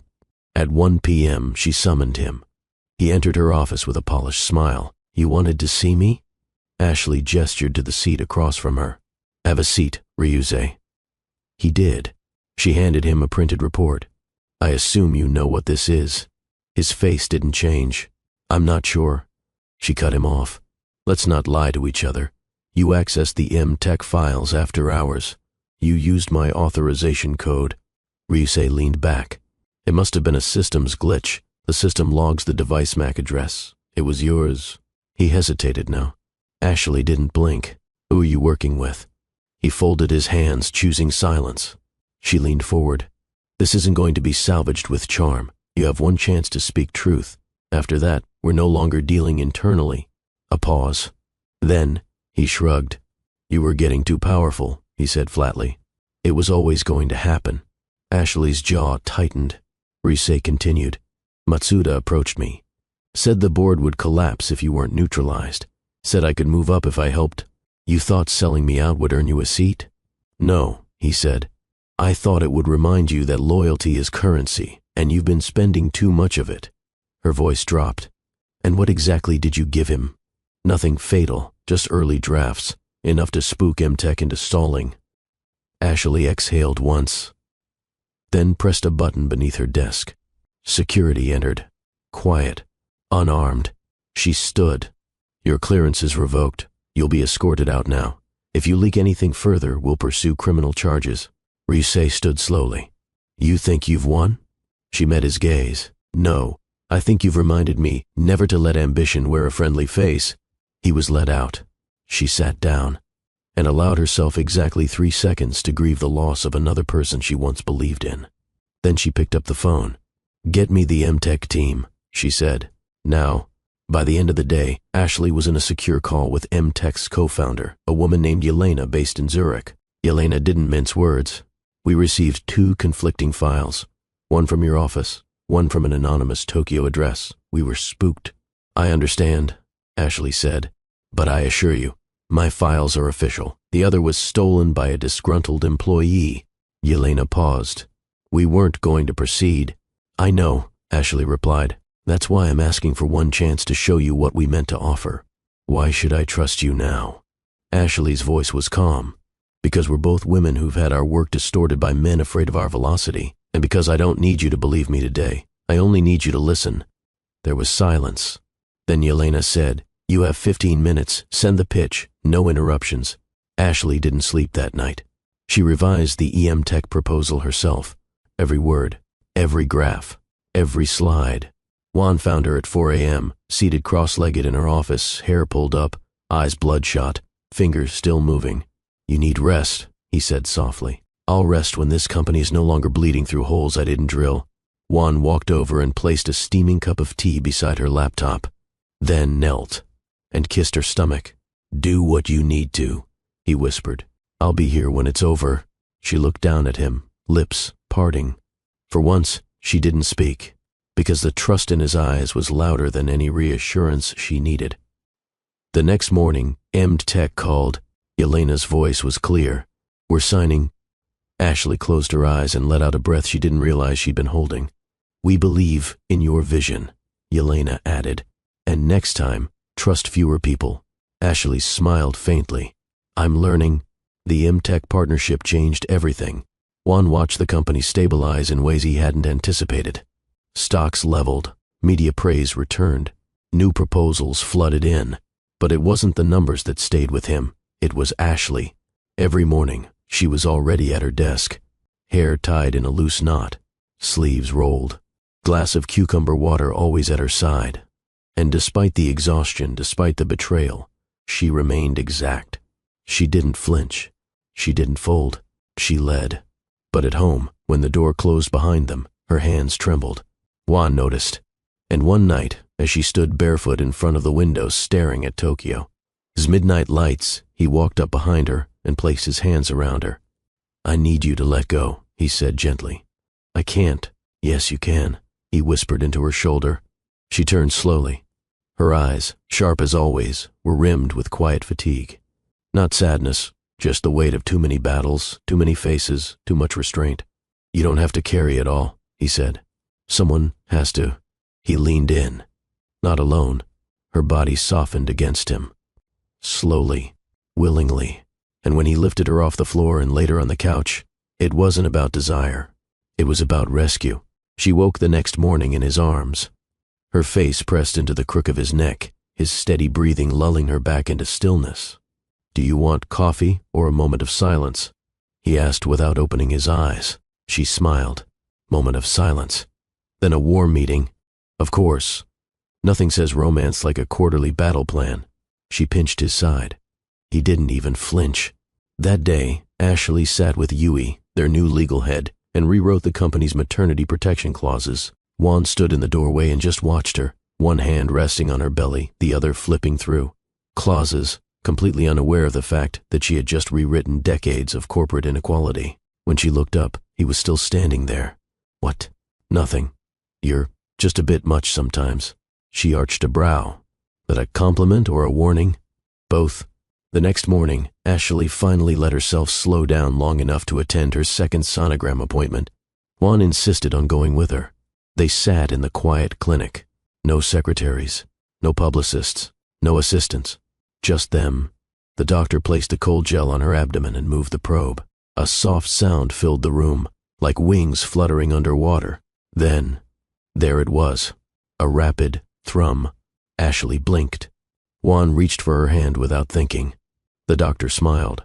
"That's your baby's heartbeat." Ashley turned her head slightly toward Juan. His eyes were wide, a little glossy. "You okay?" she whispered. He nodded, still watching the screen. "It's real now." She didn't respond, because she was scared that if she said anything, she'd cry. They drove home in silence. Not the cold kind. The kind made of reflection, of realization, of something profound shifting in the spaces neither of them knew how to articulate yet. That night, Ashley couldn't sleep. She lay next to Juan, eyes open, heart louder than usual. After a moment she whispered, "What if I'm bad at it?" "At what?" "Being a mother." Juan shifted to face her. "You rebuilt a multinational empire while carrying this child. You led with a broken heart. You fought through boardroom wars, backstabbing, threats, exile. And you're still here. That's not mothering," she said. "No," he replied softly. "But if that's what you do for strangers, imagine what you'll do for someone you love." Her throat tightened. "You think I can love?" "I know you already do." She turned into his chest and let herself breathe against his warmth. No defenses, no strategies, just her and him. The next morning, something shifted in her. Not in her ambition, not in her strength, but in her willingness to share the load. She let Juan take the meetings that didn't require her. She began accepting help from Eri, even if reluctantly. She let Kento reschedule 3 night calls, without explanation. And for the first time since she joined the company, she didn't feel like the empire would collapse if she wasn't the one holding every single wall up. One evening, Ashley stood on the penthouse balcony, watching the city from above. Juan came up behind her. She handed him a folder. "What's this?" he asked. The name registry form. He raised a brow. "Already? I want us to decide together." He opened it. There were 2 names scribbled at the top, one feminine, one strong, both graceful. Juan stared at them, then looked at her. "You're ready?" She nodded. "I want her to know I thought about her before she ever arrived." He smiled and pulled her into his arms. "She's already lucky," he said. "She's going to have the fiercest mother in Tokyo." Ashley smiled against his shirt. "No," she whispered. "She's going to have the most loyal father." They didn't speak for a long time after that, because in that silence, their 2 hearts, and one smaller one, beat together. The hospital room was quiet, almost too quiet for Tokyo's relentless rhythm. Ashley lay still, Her arms curled protectively around the swaddled infant resting against her chest. Her hair clung to her damp forehead, and her eyes, though rimmed with fatigue, carried a softness rarely seen in her before. She had given birth just hours ago, and yet the war of her past seemed louder in her mind than the child's tiny breaths against her collarbone. The room held no bouquets, no congratulatory banners, no parade of visitors, only Juan. He sat nearby, silent and alert, as though guarding her from anything that dared interrupt this fragile, holy calm. The baby stirred slightly. Ashley adjusted, pressing a kiss to the crown of her daughter's head. Then she winced, the ache in her body reminding her that healing wasn't instant, not physical, not emotional. Juan moved closer. "Pain meds?" She shook her head. "Just need time." He didn't press. He never did. Not anymore. Later, when Juan stepped out to make a quiet call, Ashley reached for the notebook on the side table. It was leather-bound, aged, the same one she had used months ago to plan her exit after being thrown out of the boardroom. The same one she scribbled in on the subway bench, belly barely noticeable, heart fully broken. She turned to a clean page and began to write. "Dear daughter, I don't know your name yet, not truly. We chose something for the documents, but I want to know your face before I speak your name aloud. I want to see who you become. I don't know what stories you'll hear about me. I don't know what your father will tell you, or what you'll Google one day when you're old enough to be curious. But here's what I want you to know. You were born out of fire, not the soft kind that warms a hearth, but the kind that burns everything down so something new can rise. I loved your father before I ever admitted it to myself. And I hated him too, for what he did, for what he believed. But hate is often a broken version of love, isn't it? It's love wounded, twisted, silenced. And I've been many things. I've been brilliant, and I've been bitter. I've been celebrated, and I've been discarded. I've had power, and I've had none. But nothing ever brought me to my knees like the sound of your heartbeat in that cold room months ago. You gave me something no boardroom ever did. You gave me permission to feel, to collapse, to rebuild, to be weak so I could be something stronger. You didn't save me. I want you to know that. You weren't born to fix me. That's not your burden. But you reminded me who I used to be before the world made me sharp. You softened the corners of a woman who thought softness was weakness. So if one day you feel broken, if you doubt your worth, if someone makes you feel small, don't fight like I did. Don't disappear like I almost did. Just speak, loudly, clearly, and remember, your voice doesn't need permission. With everything I am, Mom." Tears dropped onto the page. She hadn't expected them, but the words had come too fast, too raw. She closed the notebook and tucked it under her pillow, as though afraid it might be taken from her if left in the open. When Juan returned, he didn't ask what she had written. Instead, he placed a fresh bottle of water beside her and sat back down. The baby whimpered. Ashley didn't move. Juan leaned forward. "You need sleep." "I can't." He stood, walked over, and gently lifted the baby from her arms. Ashley tensed. "I'll be careful," he said softly. "I know." She watched as he rocked the child gently, murmuring something so low she couldn't quite hear.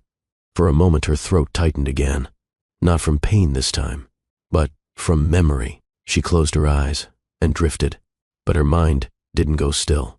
It traveled back to the alley behind the boardroom where she first collapsed, to the emergency room where she signed herself out before they could admit her, to the cheap flat with the cracked tiles where she paced at night, unsure whether to keep the child or give it away, to the subway seat where a stranger offered her a sandwich when she looked too pale to stand, to the time she screamed into a pillow, knowing no one would hear. Her hands had ached then, not from work, but from holding herself together for too long. She remembered the nausea, not just from pregnancy, but from betrayal. She remembered the way her name sounded when whispered with pity. She remembered watching Juan's press conference from a hospital waiting room, unseen. And she remembered the whisper she said to herself, over and over again, "You survive this. Then you rewrite everything." The door creaked slightly. She opened her eyes. Juan was still pacing, holding their daughter, lips moving in a whisper song he'd probably never sing in public. He looked up and saw her watching. "She burped," he said proudly. Ashley chuckled. "A Tokyo headline. Front page," he said, smirking. She patted the bed gently. "Come sit." He hesitated. "You sure?" "For now." He eased down beside her, cradling their daughter between them. Ashley placed her hand on the baby's chest. It rose and fell so delicately, so perfectly. For a moment, no one spoke. Then, softly, Ashley murmured, "I wrote her a letter." Juan nodded. "Good. She'll need to read it when she's older. When she's not sure if strength means fighting alone, she'll know better. Because she'll know you." Ashley looked at him. "And you?" He shrugged. "I'm still learning." She leaned her head on his shoulder. Their baby stirred between them, nestled by two hearts that once broke each other. But now they rebuilt. Together. The glass walls of the Tokyo office reflected the city's skyline like polished mirrors, but inside, everything had shifted. There, by the corner window where light poured in every morning, stood something no one expected. A soft wooden crib, wrapped in sheer fabric, its edges adorned with hand-stitched initials. Ashley placed her daughter gently into it, adjusting the blanket, her hands moving with practiced tenderness. Behind her desk, the once empty corner that had held only a sterile lamp now radiated warmth. No more hiding, no more apologizing. This was her space now, and her daughter's too. The office wasn't just hers in title. It pulsed with her presence.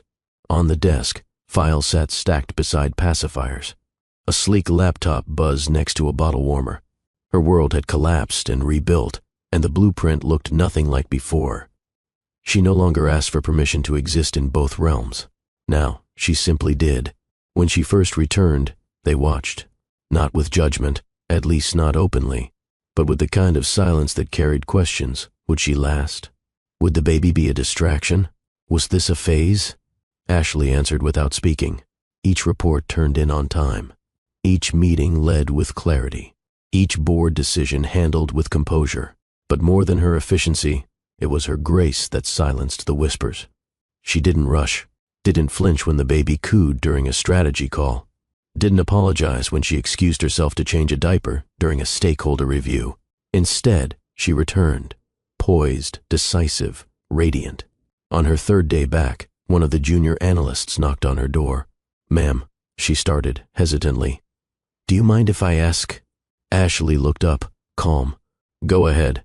Where did you get the crib design? It's elegant." Ashley smiled. "I designed it myself during maternity leave. Then commissioned a local craftsman." The analyst beamed. "It's beautiful." A pause lingered before she added, more softly, "I've been afraid to start a family." "I thought it meant choosing one life over the other." Ashley met her gaze. "It used to mean that. But not anymore." The analyst nodded, the moment planting something unseen but powerful. Later that week, during a pitch meeting, the baby stirred. Not loud enough to disrupt, just a soft hum, a reminder of life existing alongside numbers and slides. Everyone paused. Ashley reached over without fanfare, picked her up, and settled her on her lap. Then continued the presentation, voice steady, eyes sharp. No one questioned it. In fact, halfway through, one of the investors leaned forward with a quiet chuckle and said, "Only woman I know who can explain predictive modeling with a baby on her hip." She didn't respond with a smile, just finished the pitch and secured the funding. Even the boardroom had changed, not in structure, but in air. Once, she had been escorted out in front of these same walls. Now they stood when she entered. No grand announcement had been made, but respect had replaced discomfort. They no longer saw a problem to manage or a liability to contain. They saw a woman who had weathered humiliation, exile, and motherhood, and returned without bitterness, without vengeance, without apology. Her presence didn't just demand space, it inspired it. Juan visited once during a late afternoon strategy session. He wore a quiet expression as he stepped into the room, carrying the baby, in her sling after an emergency change at the pediatrician's office. Ashley was mid-sentence when he paused by the door. Everyone looked. She didn't flinch, just walked over, took the baby with one arm, kissed her forehead, and returned to her seat. Juan nodded once, then left. The room didn't fall silent. It adjusted, and continued. That moment, brief, effortless, spoke volumes louder than any press release or announcement could. She wasn't back to prove anything.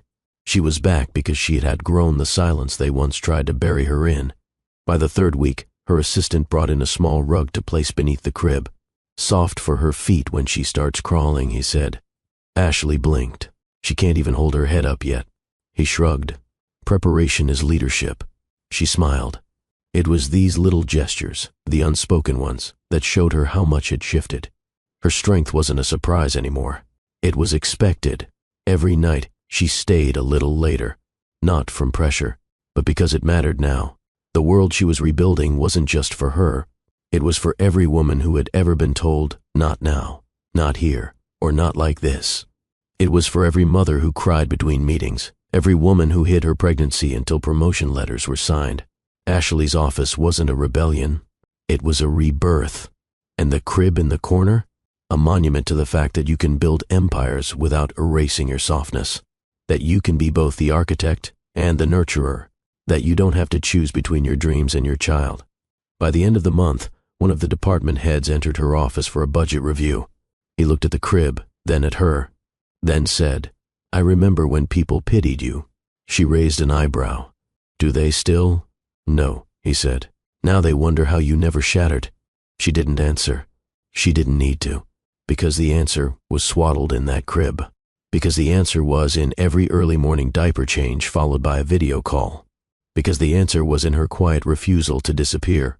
It was almost silent in the office, except for the soft whir of the air conditioning and the distant buzz of the city pulsing below. The late sun filtered through the floor-to-ceiling windows, casting warm amber. Streaks across the polished desk where her laptop hummed beside a baby monitor. Ashley leaned back in her chair, her blouse rolled up slightly at the sleeves. A stack of reviewed contracts on her left, a tiny pink sock on her right. That sock belonged to the daughter she now brought to work every day. But her attention shifted as her eyes caught something that hadn't been there before. Next to the sonogram she had carefully framed months ago, her daughter's first appearance to the world, a box now sat. Small, square, velvet, and beside it, folded with precision and weighted with gravity, was a piece of thick cream paper. His handwriting. She didn't touch it, not immediately. Her body stilled. Even her breath felt suspended. She glanced at the door. Closed. She hadn't heard anyone come in. But she knew. Only one person would place it there. She stared at the box like it might whisper something if she gave it enough time. The sonogram beside it felt like an anchor now, or maybe a mirror. She remembered the day she first held that ultrasound photo. Alone in her apartment, knees pulled up, heart ricocheting in her chest. Back then she wasn't thinking about rings, or redemption, or even Juan. Just survival. Just the weight of a life she was growing inside her while being slowly erased from the one she'd built. Her hand hovered over the paper before she finally picked it up. His handwriting was the same, structured, bold, slightly slanted. Her eyes moved slowly across the lines. "I don't deserve this second chance. But if there's a corner in your life, beside your desk, beside your crib, beside your silence, where I can kneel and ask you again, I'm already there. This ring is not a request for forgiveness. It's a vow to never again be the man who made you stand alone. I love you. And if you're not ready to say anything, I'll wait beside this box for as long as it takes."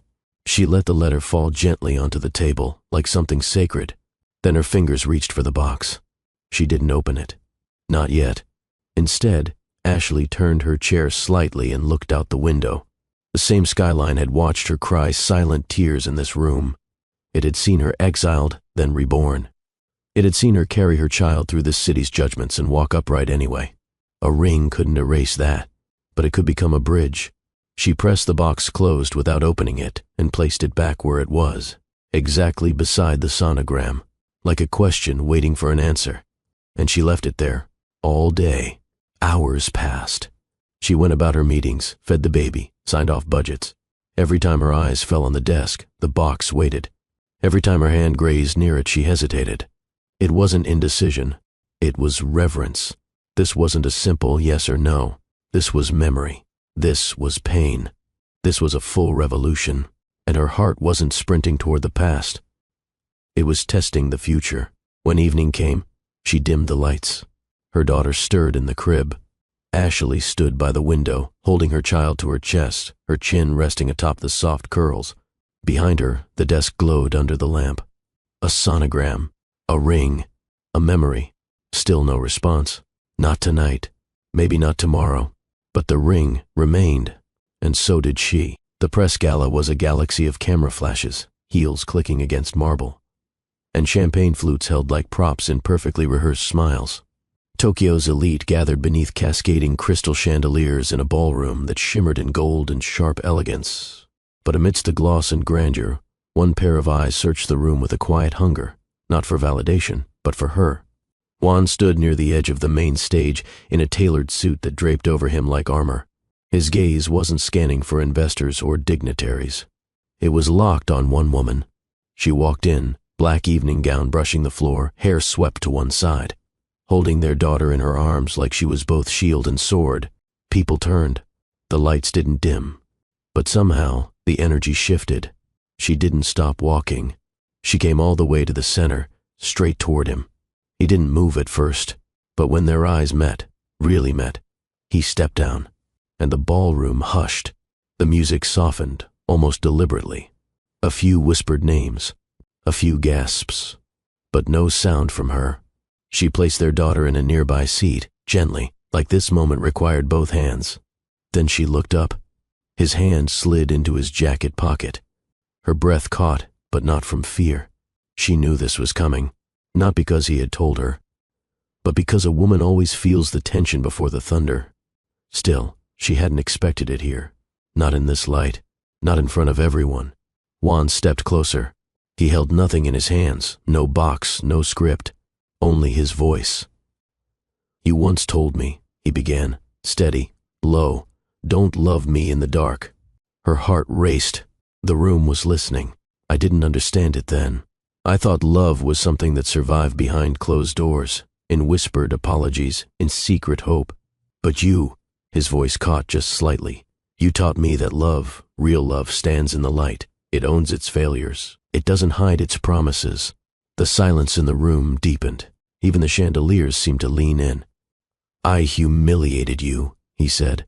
"I abandoned you when you needed my voice to defend you, and I'll never rewrite that history. But I will spend every public moment of my life making sure you never again walk into a room unsure of who is standing with you." He reached into his pocket then. Slowly, the velvet box returned, but this time, not beside a desk. He went down to one knee, not just because tradition demanded it, but because the moment did, because she had carried everything on her back for months, alone.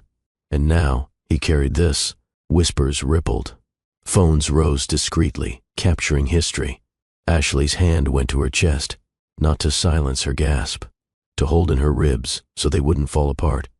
He opened the box, no fanfare, just a ring, a circle, simple and quiet, like a vow. She didn't take it yet. She didn't speak. She only looked down at him, at the man who had once cast her into the shadows, now kneeling in a flood of light. The irony was not lost on her. Neither was the weight of the moment. Juan didn't rush her, didn't coax or plead. He just stayed there, on one knee, letting the whole world watch him wait. And in that space, between her breath and her decision, something remarkable happened. The silence became sacred. The crowd wasn't waiting for drama.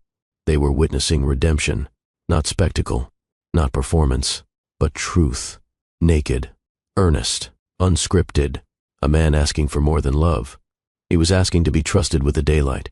And she hadn't said yes. Not yet. Her daughter's laugh broke the stillness. Small, joyful, unaware. And that was the moment Ashley finally blinked. She looked down, not at the ring, at his face. His eyes weren't desperate. They were steady. He would not rise unless she asked him to. The power was hers now, exactly where it should have always been. She opened her mouth, and then stopped. She smiled, just faintly, the kind of smile that doesn't answer questions but promises one is coming.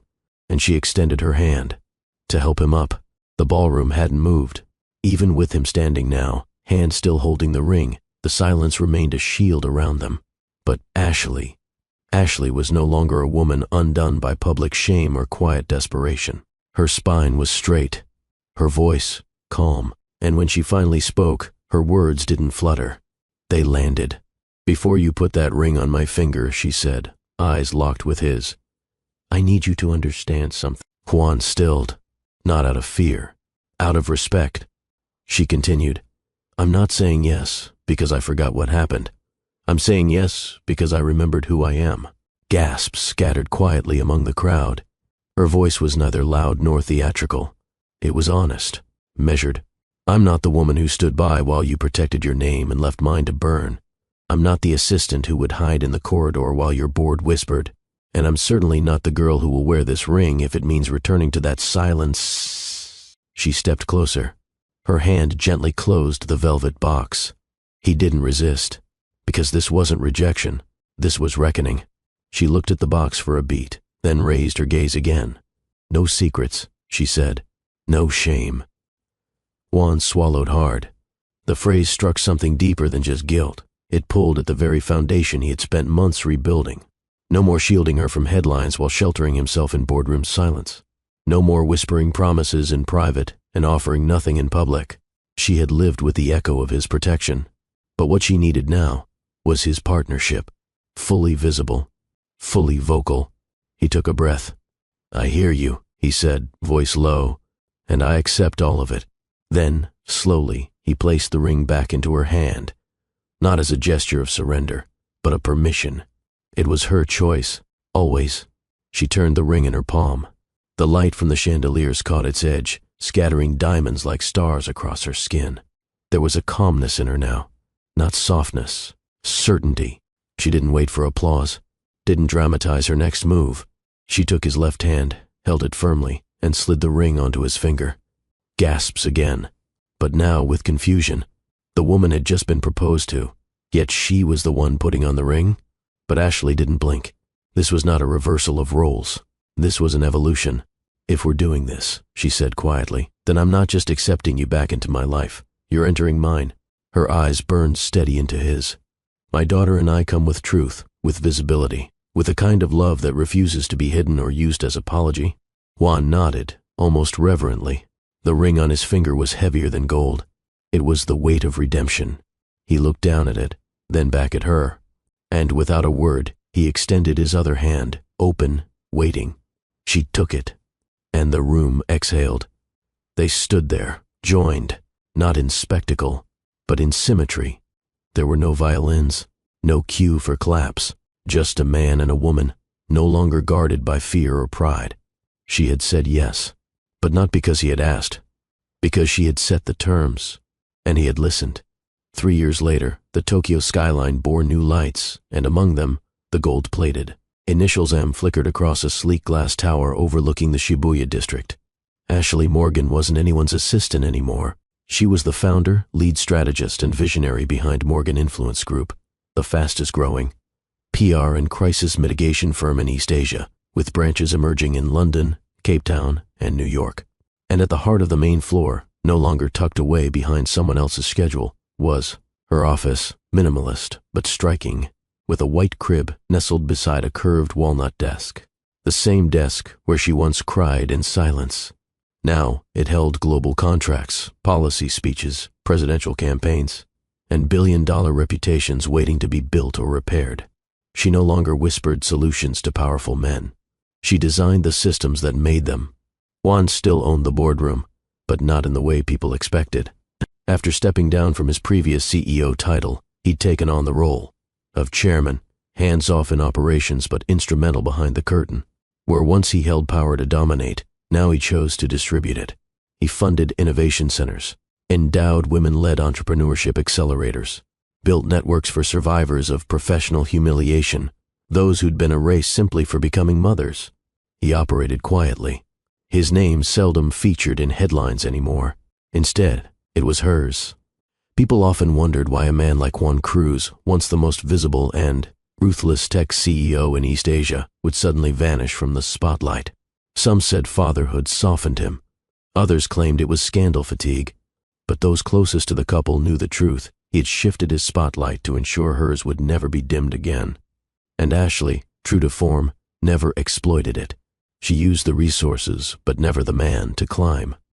Because what they were building wasn't transactional. It was transformational. Their daughter, named Emiko Elara Morgan Cruz, grew up knowing her name held weight, not because it came from wealth, but because it came from pain, rebuilt into purpose. She didn't just toddle through her mother's office. She asked questions. She mimicked her mother's confidence in meetings, often sitting in a tiny pink, chair that staff had specially ordered to match Ashley's walnut executive one. Every visitor knew this wasn't just a business. It was a legacy being taught in real time. Ashley's core staff was hand-picked. Survivors, comeback stories, women who had once been told they were too emotional for leadership or too complicated to promote. Her HR policy was radically transparent. Her maternity program was the gold standard for Japan. And every Monday she held reframe rounds where staff were encouraged to rewrite the narratives they had been given by previous workplaces. It was more than an agency. It was a new world.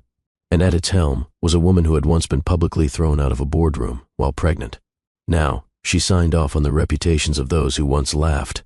The press tried to label her over the years. Comeback queen, the rewritten assistant, but she rejected every tagline. "I was never gone," she once said in an interview. "I was just preparing to arrive." And behind her in the quiet shadows of power, Juan stood not as puppet master, but as proof that accountability could birth something deeper than apology. He was no longer obsessed with dominance or image. He was obsessed with Emiko's laughter echoing down their marble hallway, with Ashley's soft humming at night while reviewing files, with balance. And silence, when earned, felt beautiful. The auditorium shimmered with soft golden lights as rows of women filled the tiered seats, many with toddlers on their laps, others with notebooks open and hope clutched tightly in their palms. They had come not for a handout, but for a blueprint. A banner above the stage read, "Rebuild, Reclaim, Rise, the Ashley Morgan Foundation." And at the center of it all stood Ashley, poised in a deep emerald dress, microphone in hand, her posture commanding without force. Her hair was pinned high, her presence magnetic, but it wasn't the outfit or the applause that defined her. It was the sincerity in her words. She wasn't speaking about strategies or projections. She was speaking about loneliness in the delivery room, about cold conference calls taken through contractions, about being overlooked, underestimated, and labeled emotional for daring to care. She spoke about resilience not as a shiny badge, but as a bruised but breathing truth. Juan sat toward the back, his usual position during her public events. He didn't belong in the spotlight anymore, not because he was unworthy, but because it wasn't his to take. From where he sat, he watched women sit up straighter, take deeper breaths, cry softly, then smile like they hadn't in years. And he felt something he never used to associate with boardrooms or business charts: humility, because he understood now that real power wasn't in commanding rooms, but in giving others the confidence to walk into them, unafraid. The mentorship program began quietly, tucked into the side rooms of Ashley's agency. Single mothers paired with executives who had walked the same jagged path. No scripts, no condescension, just truth and tools. Soon, companies began sending their own female staff to learn, not from corporate manuals, but from lived experience. Each session began the same way, not with resumes, but with a question: what did they take from you when they underestimated you? From there, healing began, and power followed. Ashley didn't just train executives. She redefined what leadership meant, especially for women with stretch marks, custody battles, and self-doubt carved into their timelines. She taught that softness was a strength, and that maternal wisdom could steer million-dollar contracts. Her keynote at the Global Equity Summit became a turning point, not because she listed stats, but because she shared a moment. "I once gave birth alone in a hospital bathroom because shame had been dressed up as professionalism. Never again will I let another woman think that motherhood makes her invisible." The crowd had stood as one. Even Juan, who had promised himself to stay quietly in the back, found his chest rising with a mixture of guilt and gratitude. He remembered that day, her pain, her isolation, his silence. But watching her now, he didn't see the woman who had once wept in humiliation. He saw an architect of new systems, a professor of love, dignity, and structure. He saw the mother of his daughter building a ladder with her scars. And he was no longer ashamed, only honored to be loved by her at all. They expanded the mentorships into monthly retreats, quiet mountains, private circles, forgiveness journals, career rewrites, childcare on site. The foundation gained momentum, not as a charity, but as a force. Ashley's speeches were now requested in Nairobi, Toronto, and Seoul. And each time, one stayed just behind the curtain, holding their daughter's hand, letting love speak through her mother's voice. He no longer needed to lead the room. Because she did. With poise, with purpose, and with the kind of strength that doesn't demand attention but earns it. And in those quiet pauses between applause, he would always whisper to himself this. This is what power is meant to feel like. The Tokyo skyline shimmered beyond the floor-to-ceiling windows, a canvas of neon and midnight. In the reflection of the glass, two figures stood alone inside a private boardroom. No assistants, no contracts, no shadows from the past. Only moonlight, clean glass, and the echo of what used to be. Juan loosened his collar slowly, undoing the last remnant of formality. Across the room, Ashley watched him, her heels already discarded beside the wide cedar table that had once been a witness to her most public humiliation. It wasn't just a table anymore. It was a landmark, a silent witness to every war they had fought, against the world, against each other, and most importantly, against the stories written about them before they could write their own. Tonight, she would rewrite this space too. He approached without a word, his eyes trailing from the curve of her jaw to the slight upward tilt of her mouth. The same mouth that once trembled in pain now smiled with intent. Confidence shaped her posture. Power flowed through her silence. She wasn't fragile.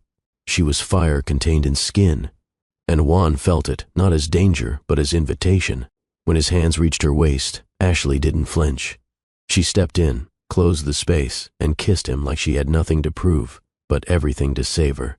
Their kiss wasn't urgent. It was certain. The table met her back as she leaned, deliberately, watching him. He lifted her gently, no rush, no apology, just a man returning reverently to the place he had once ruined, now determined to make it sacred. She lay there, her blouse open beneath his fingertips, her pulse steady but alert. Moonlight cut across her collarbone. Her legs curled around his hips. This time there was no surveillance, no suspicion, no secret regret hovering between them. Only clarity, only heat. Only skin that remembered but didn't recoil. Juan pressed kisses along the inside of her wrist, her forearm, then lower, each movement deliberate, reverent. He wasn't trying to possess her. He was trying to worship what he once broke. And Ashley, eyes closed, head tilted back, breath rising, let him, not as submission, but as sovereignty. Every moan she released was earned. Every shiver was a reclamation. As she pulled him closer, guiding him over her, the city twinkled behind them, unaware that in a room once, designed to strip her of dignity, a woman was now being celebrated, physically, emotionally, completely.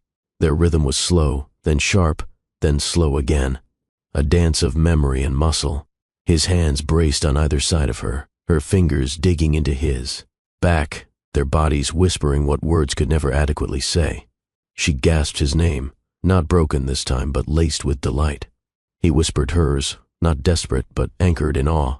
When they climaxed, it wasn't the peak of lust that defined the moment. It was the fullness of being seen, being known, being cherished in the exact place she was once discarded. Their bodies collapsed together in warm, steady quiet. Breaths uneven. Hearts matched. He stayed above her, forehead to forehead, palms to palms. She traced the edge of his jaw, then smiled softly. That was the final board meeting this room will ever see. Juan laughed into her skin, holding her tighter, and the only one that mattered. Later, they lay together on the table, her head resting on his chest, watching. The stars blinked through the smog of Tokyo's electric dreamscape. There was no more shame, no more needing to be small to be safe. This time, on the same table where she had once been thrown aside, she rose, again, and again, under the weight of his love and the strength of her own permission. The elevator opened to a hush, not the kind of hush that comes from fear or formality, but from reverence, anticipation, the quiet held when something meaningful is about to unfold. Juan stepped out first, his stride calm, his posture proud, but not arrogant. In his arms rested their daughter, wrapped in a soft cream shawl, her small fingers curled into his lapel, as if she too knew this moment was history. Beside him, Ashley walked, not behind, not to the side, but exactly beside him. An equal, no longer the assistant who once kept her voice low or her opinions softer than her skill set. She wore a deep blue suit, her natural curls free, eyes forward, not asking permission, not seeking approval. Just being. The new Morgan Cruise Tower glowed around them. Glass panels shimmered under moonlight. The walls were filled with curated art from rising female creators. Even the elevator music had been replaced with spoken word pieces submitted by working mothers. It was no longer just a place for deals. It was a place of values. As they moved toward the main boardroom, the one on the top floor, with the panoramic skyline view, the doors swung open before they reached it. A standing ovation greeted them. Board members, partners, interns, advisors, all stood, hands clapping slowly at first, then louder, longer, unified. Some had known the storm. Others had only heard whispers. But all of them understood what they were witnessing. Not just a return, a rebirth. Juan didn't speak right away. He didn't need to. He simply stepped aside, allowing Ashley to take the lead. She placed one hand on the edge of the polished conference table, the same design as the one in Tokyo, by choice. A symbol. Their daughter wriggled slightly in Juan's arms and giggled, cutting the air with a burst of innocent music. A few board members chuckled. Others dabbed at their eyes. Ashley smiled gently and looked up at the wall behind her, now adorned with a single framed photo, a silhouette of a woman holding a baby in one arm and a briefcase in the other, facing the rising sun. Under it, a plaque read, "This table doesn't silence women, it honors them." She didn't give a speech. Instead, she nodded toward the long leather chairs. "Shall we begin?" And with that, they did. But everything was different now, because power had finally met integrity, and love had rewritten the terms of leadership. The boardroom smelled faintly of polished wood and fresh paper, the kind of scent that hinted at new beginnings rather than old negotiations. Through the panoramic windows, Tokyo's skyline burned orange and gold as evening settled over the city. Neon signs flickered alive like constellations. Ashley stood at the head of the table, a crimson pen poised between her fingers. Before her lay the expansion contract that would transform Morgan Influence Group from a regional powerhouse into a global force. It wasn't just a deal. It was the culmination of years spent rebuilding brick by brick, word by word, boundary by boundary. The document stretched across the table like a road she'd built herself. No longer the assistant taking notes at the edge of someone else's empire, she was the architect signing her own blueprint. The color of the pen was deliberate, a deep red chosen by her, not the sterile black of corporate signatures. She took a breath, steady and unhurried. Around her, board members sat waiting, silent but alert. They weren't simply witnessing a business move. They were watching a narrative end and begin in the same moment. With a single stroke, she signed her name. Juan moved from his seat to stand just behind her. He didn't reach for her hand, didn't lean over her shoulder. He simply lowered his head so his lips were near her ear, his voice low enough for only her to hear. "Now," he murmured, "I belong to your world." The words slid into her like warmth after winter. Not a declaration of surrender, but of alignment. He had once tried to protect her by pushing her out of the light. Now he offered himself into it, openly, without armor. She kept her eyes on the signature as his words settled. For a heartbeat, she thought of every silent taxi ride home, every night spent awake with a newborn while the city ignored her. Every moment she swallowed her brilliance to make room for someone else's ego. All of it led here. The room remained still, but it was no longer tense. It was reverent. Ashley placed the crimson pen down on the contract, the ink drying like a seal of blood and promise. She straightened, shoulders squared, but no longer rigid. When she turned to Juan, something inside her shifted, a small click, like a lock opening. Her lips curved upward, not the careful, calculated smile of a woman trying to appear unshaken, not the polite expression worn for cameras. A real smile, unhindered, without the ghost of fear behind it. Juan exhaled softly, watching that smile bloom. He had seen her laugh, cry, rage, and forgive, but this quiet glow, was something new. It wasn't directed at him. It wasn't even about him. It was freedom made visible.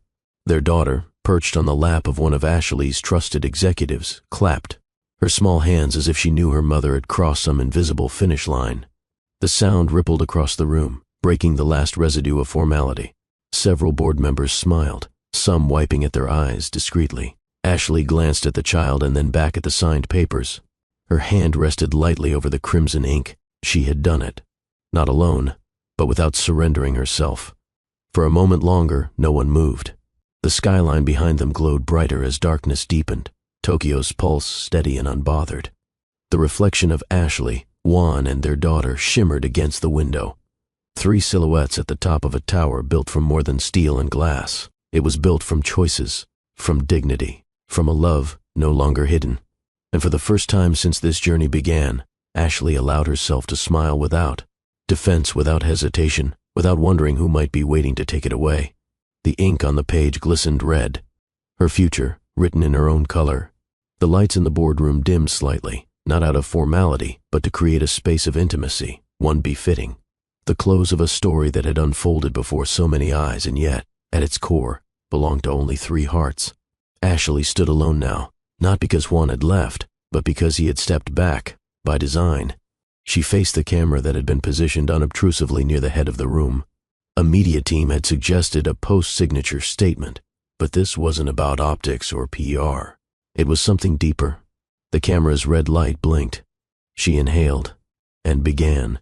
"I was never meant to sit at this table," she said, voice low but steady, gaze unwavering. "Not because I wasn't capable, but because the world is more comfortable when women remain useful but unseen." A soft murmur rippled through those seated, but no one interrupted. They understood. This wasn't a press conference. It was a reckoning. Ashley took a step forward. "I was once told to keep secrets, to be silent, to accept protection that looked like abandonment. I was once made to believe that carrying life in my body was a burden, not a badge."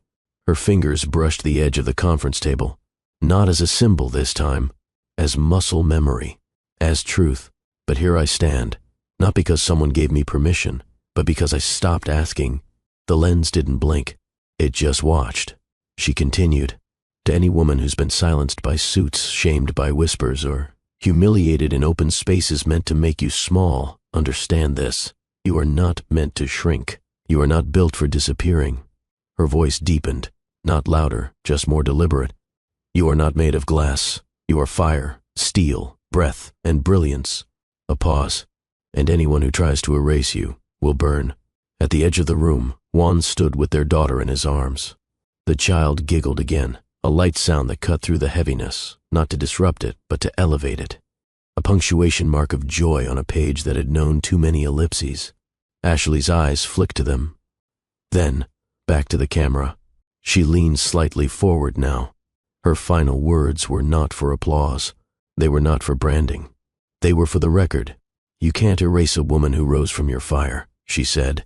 "You can only hope to survive what she builds after." The silence that followed wasn't empty. It was sacred. And then, with the gentlest of gestures, she reached up and turned off the camera herself. Click. No fanfare. Just truth. Thank you for being part of this magical journey with Love and Twilight. If you felt the spark, don't forget to hit subscribe, like, and share your favorite moments in the comments below. Every click helps our community grow brighter and more enchanting. Join us as we explore deeper stories, untold emotions, and timeless connections. Stay tuned, stay inspired, and let Love and Twilight guide your heart, always.